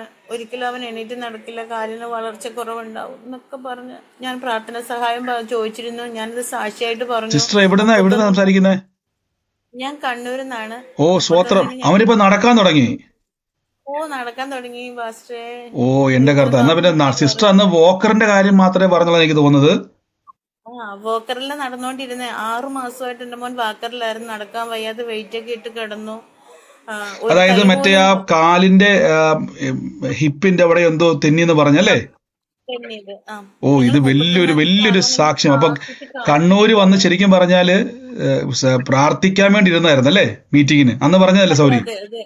ഓ, ഇപ്പൊ എന്റെ ഡോക്ടർ അജിത സിസ്റ്റർ ഒത്തിരി ഹെൽപ്പ് ചെയ്തിട്ടുണ്ട് കേട്ടോ. ഓ അജിത ഇത് സിസ്റ്ററാണ് എന്നെ പാസ്റ്റർക്ക് നമ്പർ തന്ന് എന്റെ മോനെ വിളിച്ച് പ്രാർത്ഥിക്കും. പാസ്റ്ററിനോട് ഞാൻ നിരന്തരം എന്താ പറയാ, ഓപ്പറേഷൻ എല്ലാ ഡോക്ടർമാരും ഓപ്പറേഷൻ വേണമെന്ന് വിധി എഴുതിയതാണ്. എന്റെ അയ്യോ, ആഗ്രഹമോ ഇത് വലിയൊരു സാക്ഷ്യമാണ് പ്രിയ സഹോദരി പറഞ്ഞത്. അതുകൊണ്ട് ഞാനൊന്ന് കേൾക്കട്ടെ സഹോദരി. ആ മോന്റെ കാലിൻ്റെത് ഡോക്ടർ കട്ടായം പറഞ്ഞതാണ്. എനിക്ക് തോന്നുന്ന കണ്ണുനീരോടെ സിസ്റ്റർ വിളിച്ചുകൊണ്ടിരുന്നല്ലേ ആ മോന്റെ അവന്റെ സർജറി ഇല്ലാതെ നടക്കത്ത്. ആദ്യം നിങ്ങൾ കോയമ്പത്തൂർ പോയല്ലേ? കോയമ്പത്തൂരാണ് എന്തൊരു തമിഴ്നാട്ടിലല്ലേ? മംഗലാപുരം. മംഗലാപുരത്ത് പോയി. അപ്പൊ അവിടെ തന്നെ ഡോക്ടർ പറഞ്ഞു നിർബന്ധമായിട്ട് ചെയ്യണമെന്ന് പറഞ്ഞ് മോൻ മറ്റേ വെയിറ്റ് ഇട്ട് കിടക്കുമായിരുന്നു ബെഡിലല്ലേ? അതെ അതെ അതെ. ഓ സ്തോത്രം. ആ സ്ഥാനത്ത് നിന്നും പ്രാർത്ഥിക്കാൻ തുടങ്ങിയ സമയത്ത് യേശുവിന്റെ മുറിവിനുള്ള സൗഖ്യം വെളിപ്പെടാൻ തുടങ്ങിയപ്പോഴേക്കും പയ്യെ അവൻ നടക്കാൻ തുടങ്ങി. അപ്പോഴും ഡോക്ടർ പറഞ്ഞു സർജറി ചെയ്തേ പറ്റുള്ളൂ പറഞ്ഞതല്ലേ? സർജറി ചെയ്തേ പറ്റൂ എന്ന് പറഞ്ഞിട്ട് ഈ അടുത്ത ആഴ്ചയിലും കൂടി വിളിച്ചു. പക്ഷെ ഞാൻ പോവില്ല. ഞാൻ ഈ സ്കാൻ ചെയ്തത്, MRI ചെയ്തത് എല്ലാ റിസൾട്ടും ഞാൻ എടുത്തു വെച്ചിട്ടുണ്ട്. കണ്ണൂർ വന്ന് ഓ, വലിയൊരു ഇപ്പൊ മോൻ സാക്ഷ്യം നടക്കും പറയാം. ഒരു കുഴപ്പമില്ലാതെ? എന്റെ മോൻ നടക്കും, ഒരു ഓ കുഴപ്പമില്ല. എന്റെ യേശു, ഇത് വലിയ സാക്ഷിയോട്ടെ സഹോദരി. ഞാൻ ഇപ്പോഴൊക്കെ തന്നെ ഞാൻ വളരെ കണ്ണുനീരോടെയാണ് വിളിക്കുന്ന സമയത്ത് ആ വെയിറ്റ് ഇട്ട് കിടക്കുമായിരുന്നു കൊച്ച്. ഡോക്ടർ നിർബന്ധിച്ചുകൊണ്ടിരുന്നു ഓപ്പറേഷൻ ചെയ്തില്ലെങ്കിൽ അവൻ ജീവിതത്തിൽ അല്ലേ നടക്കത്തില്ലെന്ന് പറഞ്ഞല്ലേ? നടക്കില്ല എന്ന് പറഞ്ഞാണ്. അസഹ്യമായ വേദന. രണ്ടാമത് സൗഖ്യം നടന്നപ്പോൾ അവൻ വോക്കറിൽ നടക്കാൻ. അപ്പോഴും ഡോക്ടർ പറഞ്ഞു ഇത് ചെയ്തില്ലെങ്കിൽ അവൻ തളർന്നു പോകുന്നു പറഞ്ഞു. ഇന്ന് സകല സർട്ടിഫിക്കറ്റും കയ്യിലിരിപ്പുണ്ട്. ഇപ്പൊ അവൻ ഓടി നടക്കും. ഇപ്പൊ ഒരു വേദന അവനില്ല. ഇല്ലില്ല, ഓടി നടക്കുന്നു. ഞാൻ ഇന്ന് ജോലി ഓ കഴിഞ്ഞ് എന്റെ വരുമ്പോ യേശുവേ. അവൻ 2ാം നിലയിൽ നിന്ന് താഴെ ഇറങ്ങി പോയി നിൽക്കുന്നു. ഇതിലെ കൂടെ ഓടി നടക്കുന്നു. ഒരു രക്ഷയില്ല, പിടിച്ചിട്ട് കിട്ടുന്നില്ല ഇപ്പൊ ഓ അവനെ. എന്റെ കർത്താവെ, കേട്ടെ നിങ്ങൾ കേട്ടെ, നടക്കത്തില്ലെന്ന് ഡോക്ടർ പറഞ്ഞ വിഷയമായത്. സിസ്റ്ററെ, ഇത് കണ്ണൂര് കൊച്ചിനെയായിട്ട് വരണം കേട്ടോ, പറയണം. തിരക്കാണെങ്കിലും തീർച്ചയായിട്ടും പ്രാർത്ഥിക്കുക. അവിടെ സഹോദരങ്ങൾ അവിടെയുണ്ട്, നമ്മുടെ പ്രയറിൽ സഹോദരങ്ങൾ അവിടെ പറയണം. ഈ സാക്ഷ്യം ആദ്യം തന്നെ പറയണം കേട്ടോ കൊച്ചിനെ. കാര്യം ജനം കേൾക്കണം. കാര്യം അവൻ നടക്കത്തില്ലെന്ന് ഡോക്ടർ പറഞ്ഞതാ. സർജറി ചെയ്താലും രക്ഷ ഉണ്ടെന്ന് പറഞ്ഞതല്ലേ? Oh Jesus. ഇല്ല ഇല്ല, രക്ഷയില്ല. അത് ഓ, ചുരുക്കം ചില കുട്ടികൾക്ക് ഇങ്ങനെ വരത്തുള്ളൂ. അതായത് വന്നു കഴിഞ്ഞാൽ ഒരു 4 വർഷം കൂടുമ്പോൾ ഒരു ഓപ്പറേഷൻ നടക്കുള്ളൂ. അത് 6 മണിക്കൂർ വേണം ഓപ്പറേഷൻ. ഓ 6 ഡോക്ടർമാരോ 8 ഡോക്ടർമാരോ നിന്ന് ഓപ്പറേഷൻ, ഓപ്പൺ സർജറിയാണ് എന്നൊക്കെ പറഞ്ഞു. പക്ഷെ എന്റെ അത് കർത്താവെ. കേൾക്കാൻ എനിക്ക് ആദ്യം എനിക്ക് ഞാൻ ഡിസർവ് ആയെങ്കിലും, പക്ഷെ ഞാൻ പെട്ടെന്ന് ചിന്തിച്ചു ദൈവത്തിന് അസാധ്യമായിട്ടൊന്നുമില്ല. ദൈവത്തിന് എൻ്റെ മോനെ കുറിച്ചൊരു പദ്ധതിയുണ്ട്. അത് അവന്റെ മേൽ കത്തി വെക്കാതെ എൻ്റെ കർത്താവ് എൻ്റെ മോനെ സൗഖ്യം തരുമെന്ന് ഞാൻ ഉറച്ചു കാര്യം വിശ്വസിച്ചു. ഞാൻ ഈ സിസ്റ്റർ ഈ ഉറക്കത്തിന്റെ സാക്ഷ്യം പറയുമ്പോൾ ഞാൻ വളരെ സങ്കടത്തോടെ കേട്ടോ. കാരണം വെച്ചാൽ വളരെ കണ്ണുനീരോടെ. കാര്യം സിസ്റ്റർ എനിക്കൊന്ന് ഒറ്റയ്ക്കാണ് താമസിക്കുന്നത് അല്ലേ മോനുമായിട്ട്. അതെ അതെ അതെ അതെ മോനുമായിട്ട് ഒറ്റയ്ക്ക് താമസിക്കുക. ചെറിയ വരുമാനമുള്ളൂ. ഇത് അക്കോമഡേറ്റ് ചെയ്യാൻ കപ്പാസിറ്റി ഇല്ലായിരുന്നു. അപ്പൊ ഡോക്ടർ പറഞ്ഞ നിങ്ങൾ കേട്ട് നോക്കി, അത് 4 വർഷത്തിൽ നടക്കുന്ന ഒരു സർജറിയാണ്. റെയറായിട്ട് നടക്കുന്ന സർജറിയാണ്. 6 മണിക്കൂർ വേണം. അത്രയും ഡോക്ടർമാർ വേണമെന്ന് പറഞ്ഞ സർജറിയാണ്. മംഗലാപുരത്ത് കണ്ടതാണ്. ഡോക്ടർമാർ സിസ്റ്ററെ കൺവിൻസ് ചെയ്യാൻ നോക്കി. കാരണം വെച്ചാൽ ഇത് ചെയ്തില്ലെങ്കിൽ അതെ. കണ്ണൂരെല്ലാം എല്ലാ മെയിൻ ഹോസ്പിറ്റലുകളിലും ഞങ്ങൾ പോയിട്ടുണ്ട്. അവസാനമാണ് മംഗലാപുരത്ത് എത്തിയത്. അത് കഴിഞ്ഞിട്ട് ആ മംഗലാപുരത്ത് പോകുന്നതിന് മുമ്പ് പാസ്റ്ററിനെ വിളിച്ചു. അത് കഴിഞ്ഞ് വിളിച്ചു. പാസ്റ്റർ പറഞ്ഞ് കത്തിവയ്ക്കാൻ കർത്താവ് സമ്മതിക്കില്ല സിസ്റ്ററെ എന്നോട് പറഞ്ഞ വാക്ക് എൻ്റെ മനസ്സിൽ ഇങ്ങനെ ശക്തമായിട്ട്. എൻ്റെ ചർച്ചിൽ പോകുമ്പോൾ എല്ലാവരും നിർബന്ധിക്കും, എന്തിനാണ് ജസ്റ്റിനെ ഈ കുട്ടീനെ ഇങ്ങനെ വെച്ച് നിങ്ങൾ കഷ്ടപ്പെടുത്തുന്നേ എന്ന് ചോദിച്ചിട്ടുണ്ട്. പക്ഷെ അവനെ ഞാൻ വീട്ടിലിരുത്താൻ സമ്മതിച്ചിട്ടില്ല. ഞങ്ങൾ 1 മണിക്കൂർ സമയമെടുത്ത ഞങ്ങൾ 2ാം നിലയിലാണ് താമസിക്കുന്നത്. പക്ഷെ ഞാൻ അത്ര സമയമെടുത്താണ് താഴെ കൊണ്ടുവന്നത്.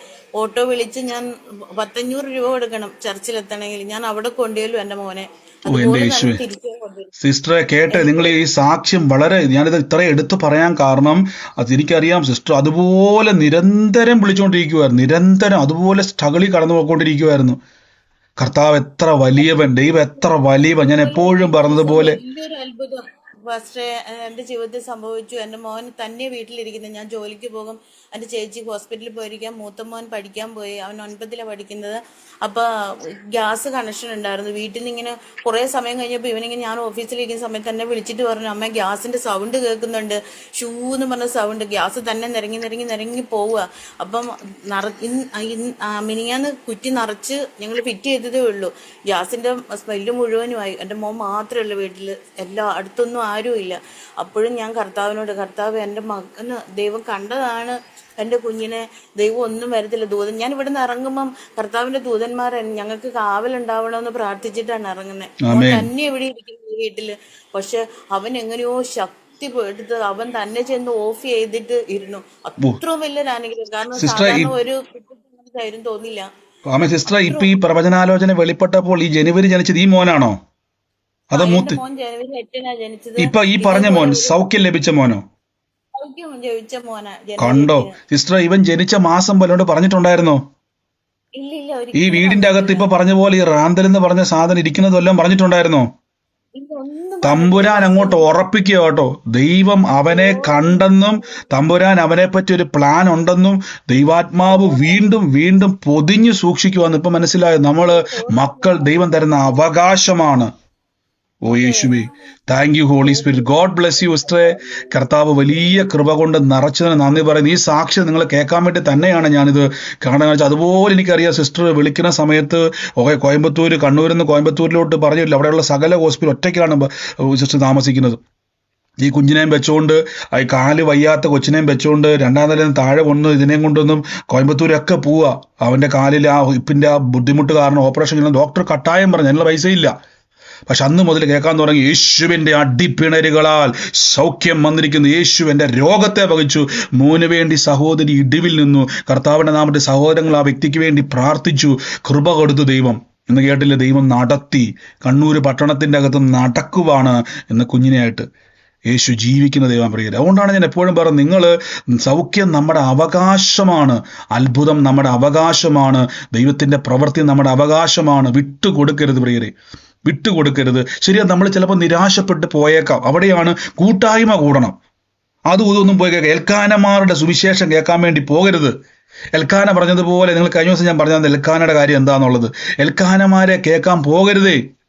ഈ എൽക്കാനമാരാണ് നമ്മുടെ അനുഗ്രഹത്തെ തടസ്സം ചെയ്യുന്നത്. കാര്യം ഹന്നയുടെ കൂടെ ഉണ്ടെന്ന് പറഞ്ഞിട്ട് കാര്യമൊന്നുമില്ല. എൽക്കാനമാരെ വിടണം. അവരിൽ നിന്ന് ഓടി വിശ്വാസത്തിന്റെ വർധനവുണ്ടാകുന്ന സ്ഥലത്തോട്ട് ഓടിക്കേറുക. അങ്ങനെയുള്ള സ്ഥലത്തെ പോകാവുള്ളൂ. അല്ല എങ്കിൽ പട്ടുപോകും. വിശ്വാസമാകുന്ന യാത്രയിൽ നമ്മൾ പട്ടുപോകാൻ സാധ്യതയുണ്ട്. ലോർഡ് ജീസസ്, ഞാൻ ബ്ലസ് ചെയ്ത് പ്രാർത്ഥിക്കുന്നപ്പ എൻ്റെ യേശുവേ, എനിക്കറിയാം സമയം പറക്കുവാകട്ടെ പ്രിയരെ. എന്നാൽ ഈ വചനം ഉള്ളത്തിൽ പതിയുന്നല്ലോ. ഈ ദിവസങ്ങളിൽ കർത്താവ് ഞാൻ വിശ്വസിക്കുന്നു, ഓരോ പട്ടണത്തിലേക്കും ദൈവം ഞങ്ങളെ അയക്കുന്നതിൻ്റെ അകത്ത് വലിയ പ്ലാൻ ഉണ്ട് കേട്ടോ. നമ്മളവിടെ കൂടുമ്പോൾ നിങ്ങൾ ചിന്തിക്കരുത്. അതുകൊണ്ടാണ് ഞാൻ പറഞ്ഞത്, നേരിൽ കഴിയാൻ വരുന്നവരെല്ലാം, സാധിക്കുന്നവരെല്ലാം വരിക. നേരിൽ വന്ന് നമ്മളെ പട്ടണത്തിൻ്റെ മേലിൽ ചവിട്ട് നിൽക്കും. അതുകൊണ്ട് ബ്രദറെ, എനിക്ക് സമയമെന്ന് പറയുന്നത്, ചവിട്ട് നിൽക്കുമ്പോൾ അതിൻ്റെ അനുഗ്രഹമുണ്ട് പ്രിയരെ. Jesus Christ. കർത്താവെ, ഞാനിപ്പോൾ ബ്ലെസ് ചെയ്ത് പ്രാർത്ഥിക്കുന്നു. ഈ സമയത്ത് രോഗികളായി ഭാരപ്പെടുന്നവർ കൈയെടുത്ത് വെച്ച് ഫിനാൻഷ്യൽ ബ്രേക്ക് ത്രൂ, സാമ്പത്തിക നന്മ, ഞെരുക്കത്തിൽ നിന്ന് പുറത്തു വരണം. കുടുംബത്തിൽ കലഹത്തിൽ, മദ്യപാനവും മറ്റു മയക്കുമരുന്നുമായിട്ട് നിൽക്കുന്ന തലമുറകൾ, ഭർത്താക്കന്മാരുള്ളവരെ, ഭാര്യമാരുള്ളവർ, ഇപ്പൊ കാലഘട്ടമായതുകൊണ്ട് നമുക്ക് ഭർത്താക്കന്മാരെ മാത്രമല്ല ഭാര്യമാരെയും എനിക്കറിയാം. ഞാനിപ്പോൾ ഈ താമസിക്കുന്ന രാജ്യത്തിൻ്റെ അകത്ത് മലയാളി തലമുറകളായി ഇപ്പൊ ഏറ്റവും കൂടുതൽ പെൺകുട്ടികളാണ് എനിക്ക് തോന്നുന്നത് ഇപ്പം ആൺകുട്ടികളെക്കാളും എന്ത് ചെയ്യുന്നത്, മദ്യത്തിലും മയക്കുമരുന്നിലും ഒക്കെ പബ്ലിക്കായിട്ട് ഇപ്പം അത് അങ്ങനെ പോകുന്നൊരു സമയമാണ്. പണ്ട് നമ്മൾ ചെറുപ്പക്കാരായ ആൺകുട്ടികളെ മാത്രം, ഇപ്പം അങ്ങനെയല്ല. ഇപ്പം എല്ലാവരും ഇതിൻ്റെ അകത്താണ്. തലമുറകൾ ഇന്ന് കർത്താവെ, ഇന്ന് കുടുംബത്തിൽ സമാധാനമില്ലാത്ത മദ്യത്തിൻ്റെ മയക്കുമരുന്നിൻ്റെയും ദുരാത്മശക്തികളെ ബന്ധിച്ചു പ്രാർത്ഥിക്കുന്നു. ഈ ദിവസങ്ങളിൽ അന്യഭാഷയിൽ പ്രാർത്ഥിച്ച് കേറി ഹൃദയത്തെ പരിശോധിച്ച് പരിശുദ്ധാത്മാവിൻ്റെ പ്ലാനുകൾ റിവീലാകട്ടെ. ഈ സമയം രോഗികൾ കണ്ണടച്ച് ഒന്ന് കണ്ടേ, എവിടെയാ നിങ്ങളുടെ വേദന? ആ നടുവായിക്കോട്ടെ, കൈ ആയിക്കോട്ടെ, തലയായിക്കോട്ടെ, വയറായിക്കോട്ടെ, ശരീരത്തിൻ്റെ ഏത് ഭാഗത്താണോ വേദന, ഏത് അവയവത്തിനാണോ, കിഡ്നിയോ ഹാർട്ടോ ബ്രെയിനോ ഏത് അവയവമായിക്കോട്ടെ, പറഞ്ഞേ, ഇതെല്ലാം യേശുവിൻ്റെ നോക്കിക്കേ, യേശുവിൻ്റെ ഹൃദയത്തിലോട്ട് നോക്കിക്കേ, യേശുവിൻ്റെ കിഡ്നിയെ നോക്കിക്കേ, യേശുവിൻ്റെ എല്ലുകളെ നോക്കിക്കേ, യേശുവിൻ്റെ ഞരമ്പിനെ നോക്കിക്കേ, യേശുവിൻ്റെ രക്തത്തെ നോക്കിക്കേ. ബൈബിൾ പറയുന്നു, സാക്ഷാൽ അവൻ നമ്മുടെ രോഗങ്ങളെ വഹിച്ചു. ഡോക്ടർ പറഞ്ഞു അതാ വെയിൻ്റെ ബുദ്ധിമുട്ടാണ്. പറഞ്ഞേ, എൻ്റെ ഈ വെയിൻ്റെ ബുദ്ധിമുട്ട് യേശുവിൻ്റെ വെയിനിലോട്ട് മാറി. ഡോക്ടർ പറഞ്ഞത് ബോൺ മാറ്റിവെക്കണം. പറ, എൻ്റെ ബോണിൻ്റെ അസ്ഥിയുടെ രോഗം യേശുവിൻ്റെ അസ്ഥിയിലോട്ട് പോയി. എൻ്റെ ഹാർട്ടിൻ്റെ പ്രോബ്ലം ആ ആൻജിയോഗ്രാം ചെയ്യണം, അല്ലെങ്കിൽ ചത്തുപോകുമെന്ന് പറഞ്ഞ് മരിച്ചു പോകുമെന്ന് പറഞ്ഞ വിഷയമില്ല. പറ, എൻ്റെ ഹാർട്ട് പ്രോബ്ലം യേശുവിൻ്റെ ഹാർട്ട് പ്രോബ്ലമായി. സാക്ഷാൽ യേശുവിൻ്റെ രോഗത്തെ വഹിച്ചു. സാക്ഷാൽ എൻ്റെ വേദനകളെ ചുമന്നു. പറഞ്ഞ് യേശുവിൻ്റെ ദാരിദ്ര്യം വഹിച്ചു. കടഭാരം കൊണ്ട് ഞാൻ തകരത്തില്ല. വായ്പ മേടിക്കുക, ഞാൻ കൊടുക്കാൻ പോവാന്ന്. 2026 ഞാൻ കൊടുക്കുന്ന വർഷമാണ്. സ്വോത്രകാഴ്ച മാത്രമല്ല, അനേകർക്ക് കൊടുക്കും ഞാൻ. വായ്പ മേടിക്കത്തില്ല. ജീസസ്. കുടുംബത്തിൻ്റെ അടുത്ത് വിശ്വാസം കണ്ടുകൊണ്ട് ഭർത്താവുമായിട്ടിരുന്ന് ആരാധിക്കുന്നത്, ആ ഭർത്താവുമായിട്ടിരുന്ന് ആരാധിക്കുന്നത്. ഇപ്പൊ ഭർത്താവ് പറയാം പ്രാർത്ഥനയ്ക്കൊന്നും പോകണ്ട, മക്കൾ പറയാം അമ്മച്ചി പ്രാർത്ഥനയ്ക്ക് പോകണ്ട, ഇന്ന് പറയുന്ന അച്ചായ പ്രാർത്ഥനയ്ക്ക് പോകണ്ടെന്ന് പറയുന്ന അവർ പറയും ഞങ്ങളിപ്പോൾ പ്രാർത്ഥനയ്ക്ക് വരാൻ വേണ്ടി പോവാ. ഒന്ന് കണ്ടേ, ഒരു നിമിഷം കണ്ടേ, ഞാനത് വിട്ടു. ലോക്ക് ചെയ്ത് പ്രാർത്ഥിക്കാൻ വേണ്ടി പോവാ. റാഖൽ മസിയാൻ ഠിരിമ in the name of Jesus Christ. പരിശുദ്ധാത്മാവിന്റെ അഗ്നിക്കായി സ്തുതിക്കുന്നു. പരിശുദ്ധാത്മാവിന്റെ അഗ്നിക്കായി സ്തുതിക്കുന്നു. പരിശുദ്ധാത്മാവിന്റെ അഗ്നിക്കായി സ്തുതിക്കുന്നു. ഇപ്പോൾ തന്നെ യേശുവിന്റെ അടിപ്പിണരുകളാൽ കണ്ടേ കണ്ടേ കണ്ടേ, ആ വിശ്വാസ കണ്ണുകൊണ്ട് കണ്ടേ. ഇനി ഞാൻ എന്തിനാ, യേശു എനിക്ക് വേണ്ടി വില കൊടുത്തത് കൊണ്ട് ഞാൻ ഓടാനും ചാടാനും നടക്കാനും ഇരിക്കുവാനും സുവിശേഷവുമായി ലോകം മുഴുവൻ പോകാനും ആരോഗ്യം കിട്ടാൻ വേണ്ടി യേശു എനിക്ക് വേണ്ടി രോഗം ശീലിച്ചവനായി. യേശാവ് 53 പറയുന്നു. പറഞ്ഞ യേശുവിൻ്റെ അടിപ്പിണരാൽ പറഞ്ഞ ഇപ്പം തന്നെ കൈവച്ച് ഹീലിംഗ് അനോയിൻറ്റിങ്. ഇപ്പം വേദന മാറുക കണ്ട്. ഇത് കഴിയുമ്പോൾ ഞാൻ ചോദിക്കും എന്തുവാ വ്യത്യാസം, എന്തുവാ വ്യത്യാസം? ഇപ്പം ഞാൻ ചോദിക്കും. യേശുവിൻ്റെ അധികാരമുള്ള നാമത്തിൽ അഖോറ മസിയാന്തരി ആ രോഗശക്തിയെ പിടിക്കുവാണ്.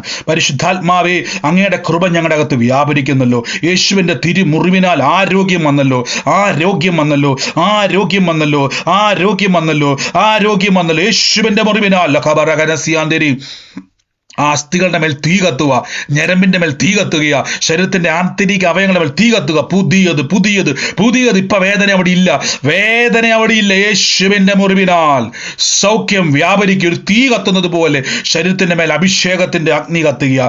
ആ രോഗത്തിന്റെ ശക്തിയെ അഴിക്കുന്നപ്പ, ആ ബന്ധനത്തെ അഴിക്കുന്നു, പൈശാചിക ശക്തിയെ അഴിക്കുന്നു. ആ ബോഡി വിട്ട് മാറിപ്പോകട്ടെ. ആരോഗ്യം ഞങ്ങളുടെ അവകാശമാണ്. സൗഖ്യം ഞങ്ങളുടെ മുഴകളുള്ളൊരു കൈവച്ച്, ശരീരത്തിന്റെ അകത്ത് മുഴയുള്ളവര്, നീരുള്ളവര്, ഉണങ്ങാത്ത വ്രണമായ മുറിവുള്ളവര്, ശരീരത്തിന്റെ അകത്ത് നടക്കാൻ കഴിയാത്തവർ, ഓടാൻ കഴിയാത്തവർ, എന്താണോ ബുദ്ധിമുട്ട്, ഇന്ന് അത്ഭുതം. ബാറാഖസിയാന്തരി. Healing in the name of Jesus Christ. Healing in the name of Jesus Christ. Healing in the name of Jesus Christ. യേശുവിന്റെ അധികാരമുള്ള നാമത്തിൽ ലോകബാറാഖസിയാന്തലെ ബെരിയ, യേശുവിന്റെ അധികാരമുള്ള നാമത്തിൽ കൽപ്പിക്കുന്നപ്പ healing healing healing healing in the name of Jesus. In the name of Jesus. രോഗബാധകൾ വിട്ടുപോവുക.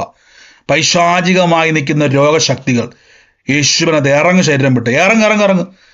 യേശുവിൻ്റെ നാമത്തിൽ ആ ഭൂതശക്തികൾ ഇപ്പം ഇറങ്ങിപ്പോവുക. ആ രോഗശക്തികൾ ഇറങ്ങിപ്പോവുക. രോഗം കൊണ്ടുവരുന്ന ദുരാത്മാവേ, നിന്നോട് യേശുവിനത് കൽപ്പിക്കുന്ന ഇറങ്ങ്. നിന്നെ പിടിച്ചു കെട്ടുക. ഉച്ച മുതൽ ഉള്ളങ്കാൽ വരെ ഒരു തീ കത്തുക. ഞങ്ങൾ അതിനെ അഭിഷേകത്താൽ ചുറ്റി വലിഞ്ഞ് മുറുക്കുന്നു. Jesus Christ, Jesus Christ, Jesus Christ. യേശുവിൻ്റെ അധികാരമുള്ള നാമത്തിൽ തന്നെ ആമേൻ. ചെക്ക് ചെയ്തേ, ഒന്ന് ചെക്ക് ചെയ്തേ, വേഗത്തിൽ ബോഡി ചെക്ക് ചെയ്തേ. അതോടൊപ്പം തന്നെ ജനുവരി മാസം എടുത്തൊരു പാസ്പോർട്ട്, ജനുവരി മാസമാണ് പാസ്പോർട്ട് എടുത്തിരിക്കുന്നത്.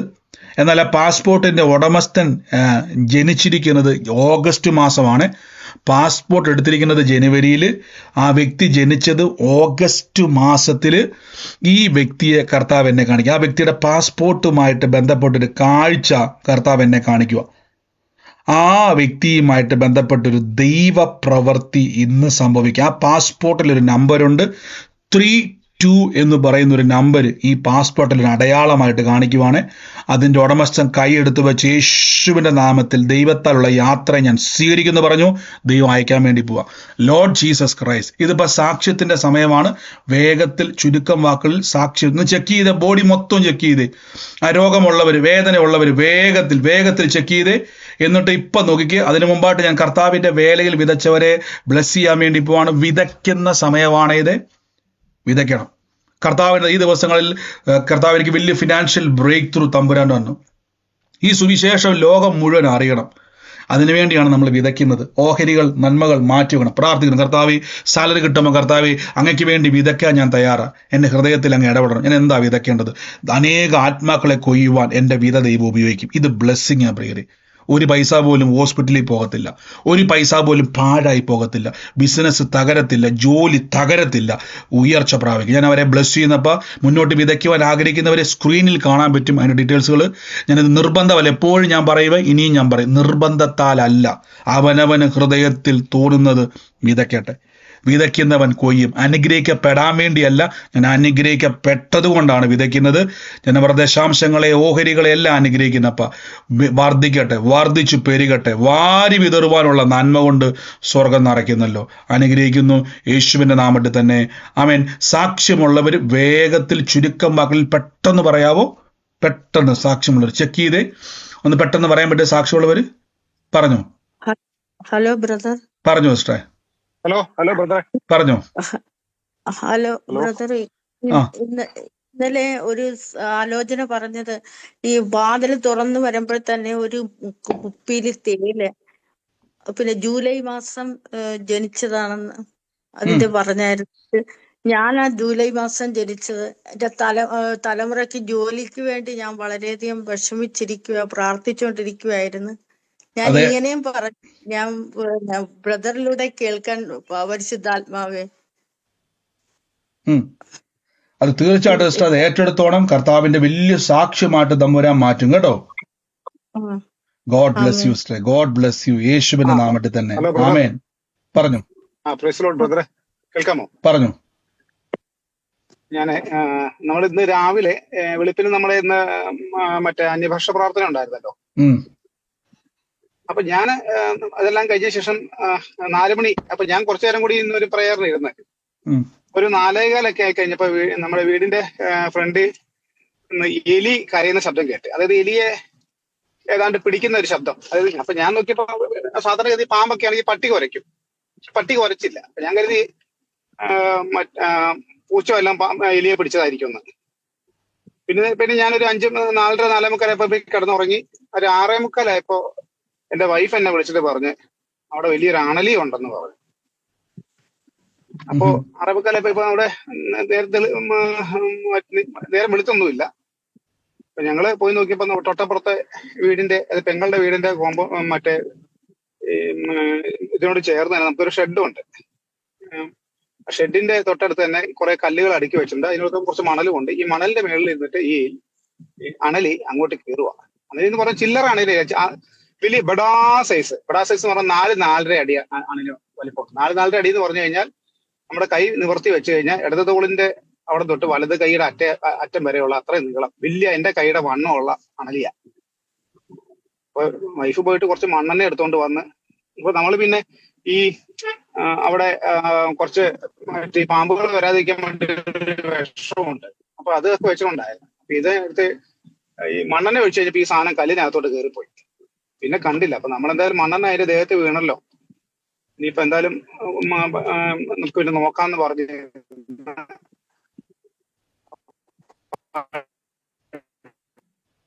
അതിന്റെ തൊട്ടടുത്ത് പോകും. കുറച്ച് കഴിഞ്ഞപ്പോ ഒരു 15 മിനിറ്റ് പിന്നെയും പോയിട്ട് ഞങ്ങൾ പോയിട്ട് ഈ വെള്ളം മറ്റേ മണ്ണെണ്ണ വിഷം എടുത്താൽ വെള്ളം വെച്ച് അത് പുറത്തോട്ട് ഇറങ്ങി വന്നു. തല്ലി കൊന്നെന്ന് പറഞ്ഞപ്പോ ഞാനായിരുന്നു ആലോചിക്കായിരുന്നു കർത്താവിന്റെ അടുത്ത് നമ്മൾ തല്ലി ഭീകരൻ സൈസ് വലിയ പാമ്പ് എന്ന് പറഞ്ഞാൽ വലിയ പാമ്പാ അത്. അപ്പൊ ഞാൻ ആലോചിക്കുക, നമ്മള് പാമ്പുകളെ ശത്രുവിന്റെ സകലഭാഗത്തെ ചവിട്ടാൻ കർത്താവിലേക്ക് എന്റെ കുടുംബത്തിന്റെ അധികാരം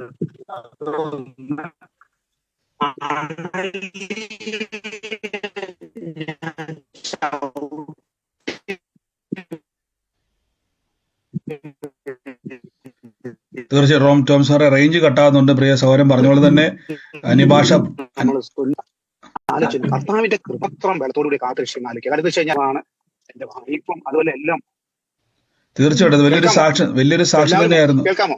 അതെ ഇടയ്ക്കൊന്ന് മിസ്സായിരുന്നു, പക്ഷെ വലിയൊരു സാക്ഷ്യമാണ് പറഞ്ഞത്. കാരണം വെച്ചാല് അന്യഭാഷ പ്രാർത്ഥന അതായത് അതെന്ന് വെച്ച് കഴിഞ്ഞാൽ ഭീകരൻ സൈസാണ്. അതിൽ എല്ലാവരും മൂവ് ചെയ്യുന്ന സ്ഥലത്താണ് കാണുന്നത്. ഇത് കർത്താവ് അനുഗ്രഹിച്ച് ഇത് രക്ഷപ്പെടുത്തുന്നത്. കർത്താവിന് നന്ദി പറയുന്നു. തീർച്ചയായിട്ടും. കാരണം വെച്ചാൽ ഇതൊരു സാക്ഷ്യം തന്നെയാണ്. കർത്താവിന്റെ വചനം പറയുന്ന പോലെ നമ്മൾ എല്ലാ ദിവസവും സങ്കീർത്തനം, പ്രത്യേകിച്ച് 3 മണി പ്രാർത്ഥനയ്ക്ക് ടോംസ് പാർ അത് നമ്മൾ എല്ലാ ദിവസവും പറയുമ്പോൾ ലീഡ് ചെയ്യുമ്പോൾ ഒരു വാക്കിന് പറയുന്നുണ്ട്, സിംഹത്തിന്റെ മേലും അണലിയുടെ മേലും നീ ചവിട്ടും, ബാലസിംഹത്തിന്റെയും പെരുമ്പാവിനെ നീ മെതിക്കും. അപ്പൊ സർപ്പങ്ങൾ നമുക്കറിയാം, ചെറുതാണെങ്കിലും വലുതാണെങ്കിലും ഒരു വ്യക്തിയെ നശിപ്പിക്കുവാൻ, അതിനെ കൊല്ലുവാൻ ഇതിന് ശക്തിയുണ്ട്. തലമുറകളൊക്കെ ഉള്ള വീടാണത്. ചിലപ്പോൾ അബദ്ധവശാൽ പോകുന്ന വഴിക്ക് ഞാൻ എപ്പോഴും പറഞ്ഞ ഒരു വിലാപ ഭവനമാകേണ്ട സ്ഥാനത്ത് ഇന്ന് കർത്താവ് ചിലത് വെളിപ്പെടുത്തുമ്പോൾ, ദൈവം ചിലത് നമ്മളെ കാണിച്ചു തരുമ്പോൾ ഒരു കാര്യം ഉറപ്പിച്ചോണം, തമ്പുരാന്റെ പ്ലാൻ ദീർഘായുസോടെ ഇരിക്കാൻ വേണ്ടിയാ. കർത്താവ് ഇന്ന് സൂക്ഷിച്ചല്ലോ, അനർത്ഥത്തിന്റെ അകത്തുനിന്നും ഇന്ന് വിലാപ ഭവനമാകേണ്ട സ്ഥാനത്ത്, ആർക്കെങ്കിലും അത് ഉണ്ടാകേണ്ട സ്ഥാനത്ത് കർത്താവ് ഇന്ന് സൂക്ഷിച്ച് സാക്ഷ്യമാക്കി നന്ദി പറയുന്നു. യേശുവിന്റെ നാമത്തിൽ സിംഹത്തിന്റെ മേലെയും അണലിയുടെ മേലെ നീ ചവിട്ടും, ബാലസിംഹത്തെയും പെരുമ്പാവനെ നീ മെതിച്ചുകളെന്ന് പറഞ്ഞതുപോലെ ആ സർപ്പം വിട്ടുമാറി കൃപയ്ക്ക് നന്ദി. യേശുവിന്റെ നാമത്തിൽ തന്നെ. God bless U. കർത്താവ് അനുഗ്രഹിക്കട്ടെ, ഇനിയും സാക്ഷ്യമാക്കട്ടെ. ആമേൻ. കർത്താവ് അനുഗ്രഹിക്കട്ടെ. God bless U. മറ്റാരെങ്കിലും ഉണ്ടോ സാക്ഷ്യമുള്ളവര്? ബ്രദറെ, എനിക്കൊരു സാക്ഷ്യമുള്ള ഒരു കാര്യം പറയാണ്ട്. എൻ്റെ മോള് ഞാൻ മിനിഞ്ഞാന്ന് അന്യഭാഷ പ്രാർത്ഥനയിലൊക്കെ വെളുപ്പിനെ എഴുന്നേറ്റ് ഇരുന്ന് പ്രാർത്ഥിക്കുന്നുണ്ടായിരുന്നു. ഇന്നലെ ഞാൻ ഓഫീസിൽ നിന്ന് വന്നപ്പോ എൻ്റെ മോള് കാല് വീടിനകത്ത് തന്നെ കാല് തട്ടി രാവിലെ വീണ്, എന്നിട്ട് അവളുടെ വയറും മുട്ടും ഒക്കെ ഇടിച്ചാ വീണത്. പക്ഷെ അവള് വിളിച്ചൊന്നും പറഞ്ഞില്ല. ഞാൻ ഓഫീസിൽ നിന്ന് ഞാനും ഹസ്ബൻഡ് ഓഫീസിൽ നിന്ന് 6 മണി കഴിഞ്ഞ് അവളുടെ മുട്ട് ഭയങ്കരമായിട്ട് വീങ്ങി, അതിനകത്ത് ചിരട്ട പൊട്ടിയ പോലെ ചുമന്ന് തിണർത്തിരിക്കുകയായിരുന്നു. അപ്പൊ ഞാൻ ഈ യേശുവിന്റെ അടിപ്പിണരാൽ സൗഖ്യമാകട്ടെ, യേശുവിന്റെ രക്തത്താൽ രോഗസൗഖ്യം ഉണ്ടാകട്ടെ, യേശുവിന്റെ നാമത്തിൽ പ്രാർത്ഥിക്കുന്നു പറഞ്ഞ് ഞാൻ കണ്ടിന്യൂസ് ആയിട്ടിരുന്ന് പ്രാർത്ഥിച്ചു. പിന്നെ ഒരു തിരുമുകാരനുണ്ട് ഇവിടെ, അയാളെ കൊണ്ടുവന്ന് നോക്കിയപ്പോൾ അയാൾ പറഞ്ഞു, നീ തിരുമൊന്നും ചെയ്യണ്ട, ഡോക്ടർക്ക് രാത്രി തന്നെ. പക്ഷെ ഓർത്തോടെ ഒരു ഡോക്ടറും ഇല്ലാത്ത കാരണം ഞങ്ങൾ ഒരു ബാൻഡേജ് കെട്ടി ഇച്ചിരി മരുന്ന്, ഇച്ചിരി കുഴമ്പ് പോലെ ഉള്ള സാധനം എടുത്ത് പുരട്ടി ഇത് ഞാൻ രാത്രി മുഴുവനും ഉറങ്ങാതെ ഉറങ്ങിപ്പോന്നിട്ട് ഇത് തന്നെ പ്രാർത്ഥിച്ചോണ്ട് ഞാൻ വർഗീസ് ബ്രദറെ വിളിച്ച് പറഞ്ഞ്, അപ്പൊ വർഗീസ് ബ്രദറും പ്രാർത്ഥിച്ചു. അത് കഴിഞ്ഞ് നേരം വെളുത്തപ്പോ നാളെ ഈ കുട്ടിക്ക് ബികോമിന്റെ ഫസ്റ്റ് ഇയറിന്റെ പരീക്ഷ, യൂണിവേഴ്സിറ്റി പരീക്ഷ തുടങ്ങുക. അപ്പൊ ഇതെങ്ങനെ പോകും, ഇതിന് സപ്ലിമെന്ററി എഴുതിക്കാന്ന് ഹസ്ബൻഡ് പറഞ്ഞു. ഞാൻ പറഞ്ഞില്ല, ഒരിക്കലും അങ്ങനെ ഉണ്ടാകത്തില്ല, നമുക്ക് രാവിലെ തന്നെ ഹോസ്പിറ്റലിൽ പോയും കാണാം, നമുക്ക് പ്രാർത്ഥിക്കാം. രാവിലെയൊക്കെ ഞാൻ പ്രാർത്ഥിച്ചുകൊണ്ട് ഓഫീസിൽ നിന്ന് പ്രാർത്ഥിച്ചു. പക്ഷെ വൈകുന്നേരം വന്നപ്പം മോൾക്ക് അത് മാറി. മോള് നടന്നു, നല്ല ഭംഗിയായിട്ട് നടക്കാൻ. വയറിനൊക്കെ ഒരു ഇച്ചിരി വേദനയും ഇതൊക്കെ ഉണ്ട്. അപ്പൊ എനിക്ക് വെളുപ്പിന് എഴുന്നേറ്റ് ഈ ക്ഷീണവും കാരണം അങ്ങോട്ട് പ്രാർത്ഥിക്കാൻ പറ്റില്ല. പക്ഷെ ഞാൻ ഓഫീസിൽ ചെന്നിട്ട് തിരിച്ചു വൈകുന്നേരം വരുമ്പോ എന്റെ കാല് മുഴുവനും നീരും വേദന, എനിക്കും അനങ്ങാൻ മേലാത്തൊരവസ്ഥ. പക്ഷെ പ്രാർത്ഥിച്ചുകൊണ്ടിരിക്കുക. പക്ഷെ മോള് റിക്കവറായി. അവള് നാളെ പരീക്ഷയ്ക്ക് പോവുകയാണ്. നന്ദി കർത്താവേ. തീർച്ചയായിട്ടും അങ്ങ് സൗഖ്യമാക്കൃപയ്ക്ക് എന്ന് പറയുന്ന പ്രിയ സഹോദരി പറഞ്ഞ പോലെ തന്നെ അങ്ങനത്തെ ഒരു അവസ്ഥയായിരുന്നു. ഇന്ന് കർത്താവിന്റെ നാമത്തിൽ, തമ്പുരാന്റെ നാമത്തിൽ എന്ന് പ്രാർത്ഥിച്ചു. ഇന്ന് ആ വീഴ്ച നിമിത്തം വലിയ ബുദ്ധിമുട്ടായിരുന്ന ആളായിരുന്നു. പക്ഷെ കർത്താവിന്റെ നാമത്തിൽ ഒരു കുഴപ്പമില്ലാതെ നടന്നു, പ്രാർത്ഥിക്കാൻ, പരീക്ഷയ്ക്ക് പോയി, എക്സാം എഴുതി. ഏറ്റവും അനുഗ്രഹമായിട്ട് തന്നെ തമ്പുരാൻ മാറ്റി. ദൈവം സൂക്ഷിക്കുന്നു. നിങ്ങളുടെ അധികാരത്തെ നിങ്ങൾ ഉപയോഗിച്ചോണം, കൽപ്പിച്ചോണം. കർത്താവിന്റെ അത്ഭുത കരം ഇന്ന് വെളിപ്പെടുവാൻ ഇടയായിത്തീരും. ഗോഡ് ബ്ലസ് യു സിസ്റ്ററെ. യേശുവിന്റെ അധികാരമുള്ള നാമത്തിൽ കർത്താവ് പൂർണ്ണ സൗഖ്യം ശരീരത്തിന്റെ മേൽ കൽപ്പിക്കുന്നു, യേശുവിന്റെ നാമത്തിൽ തന്നെ. ആമേൻ. കർത്താവ് അനുഗ്രഹിക്കട്ടെ. God bless U. പറഞ്ഞു.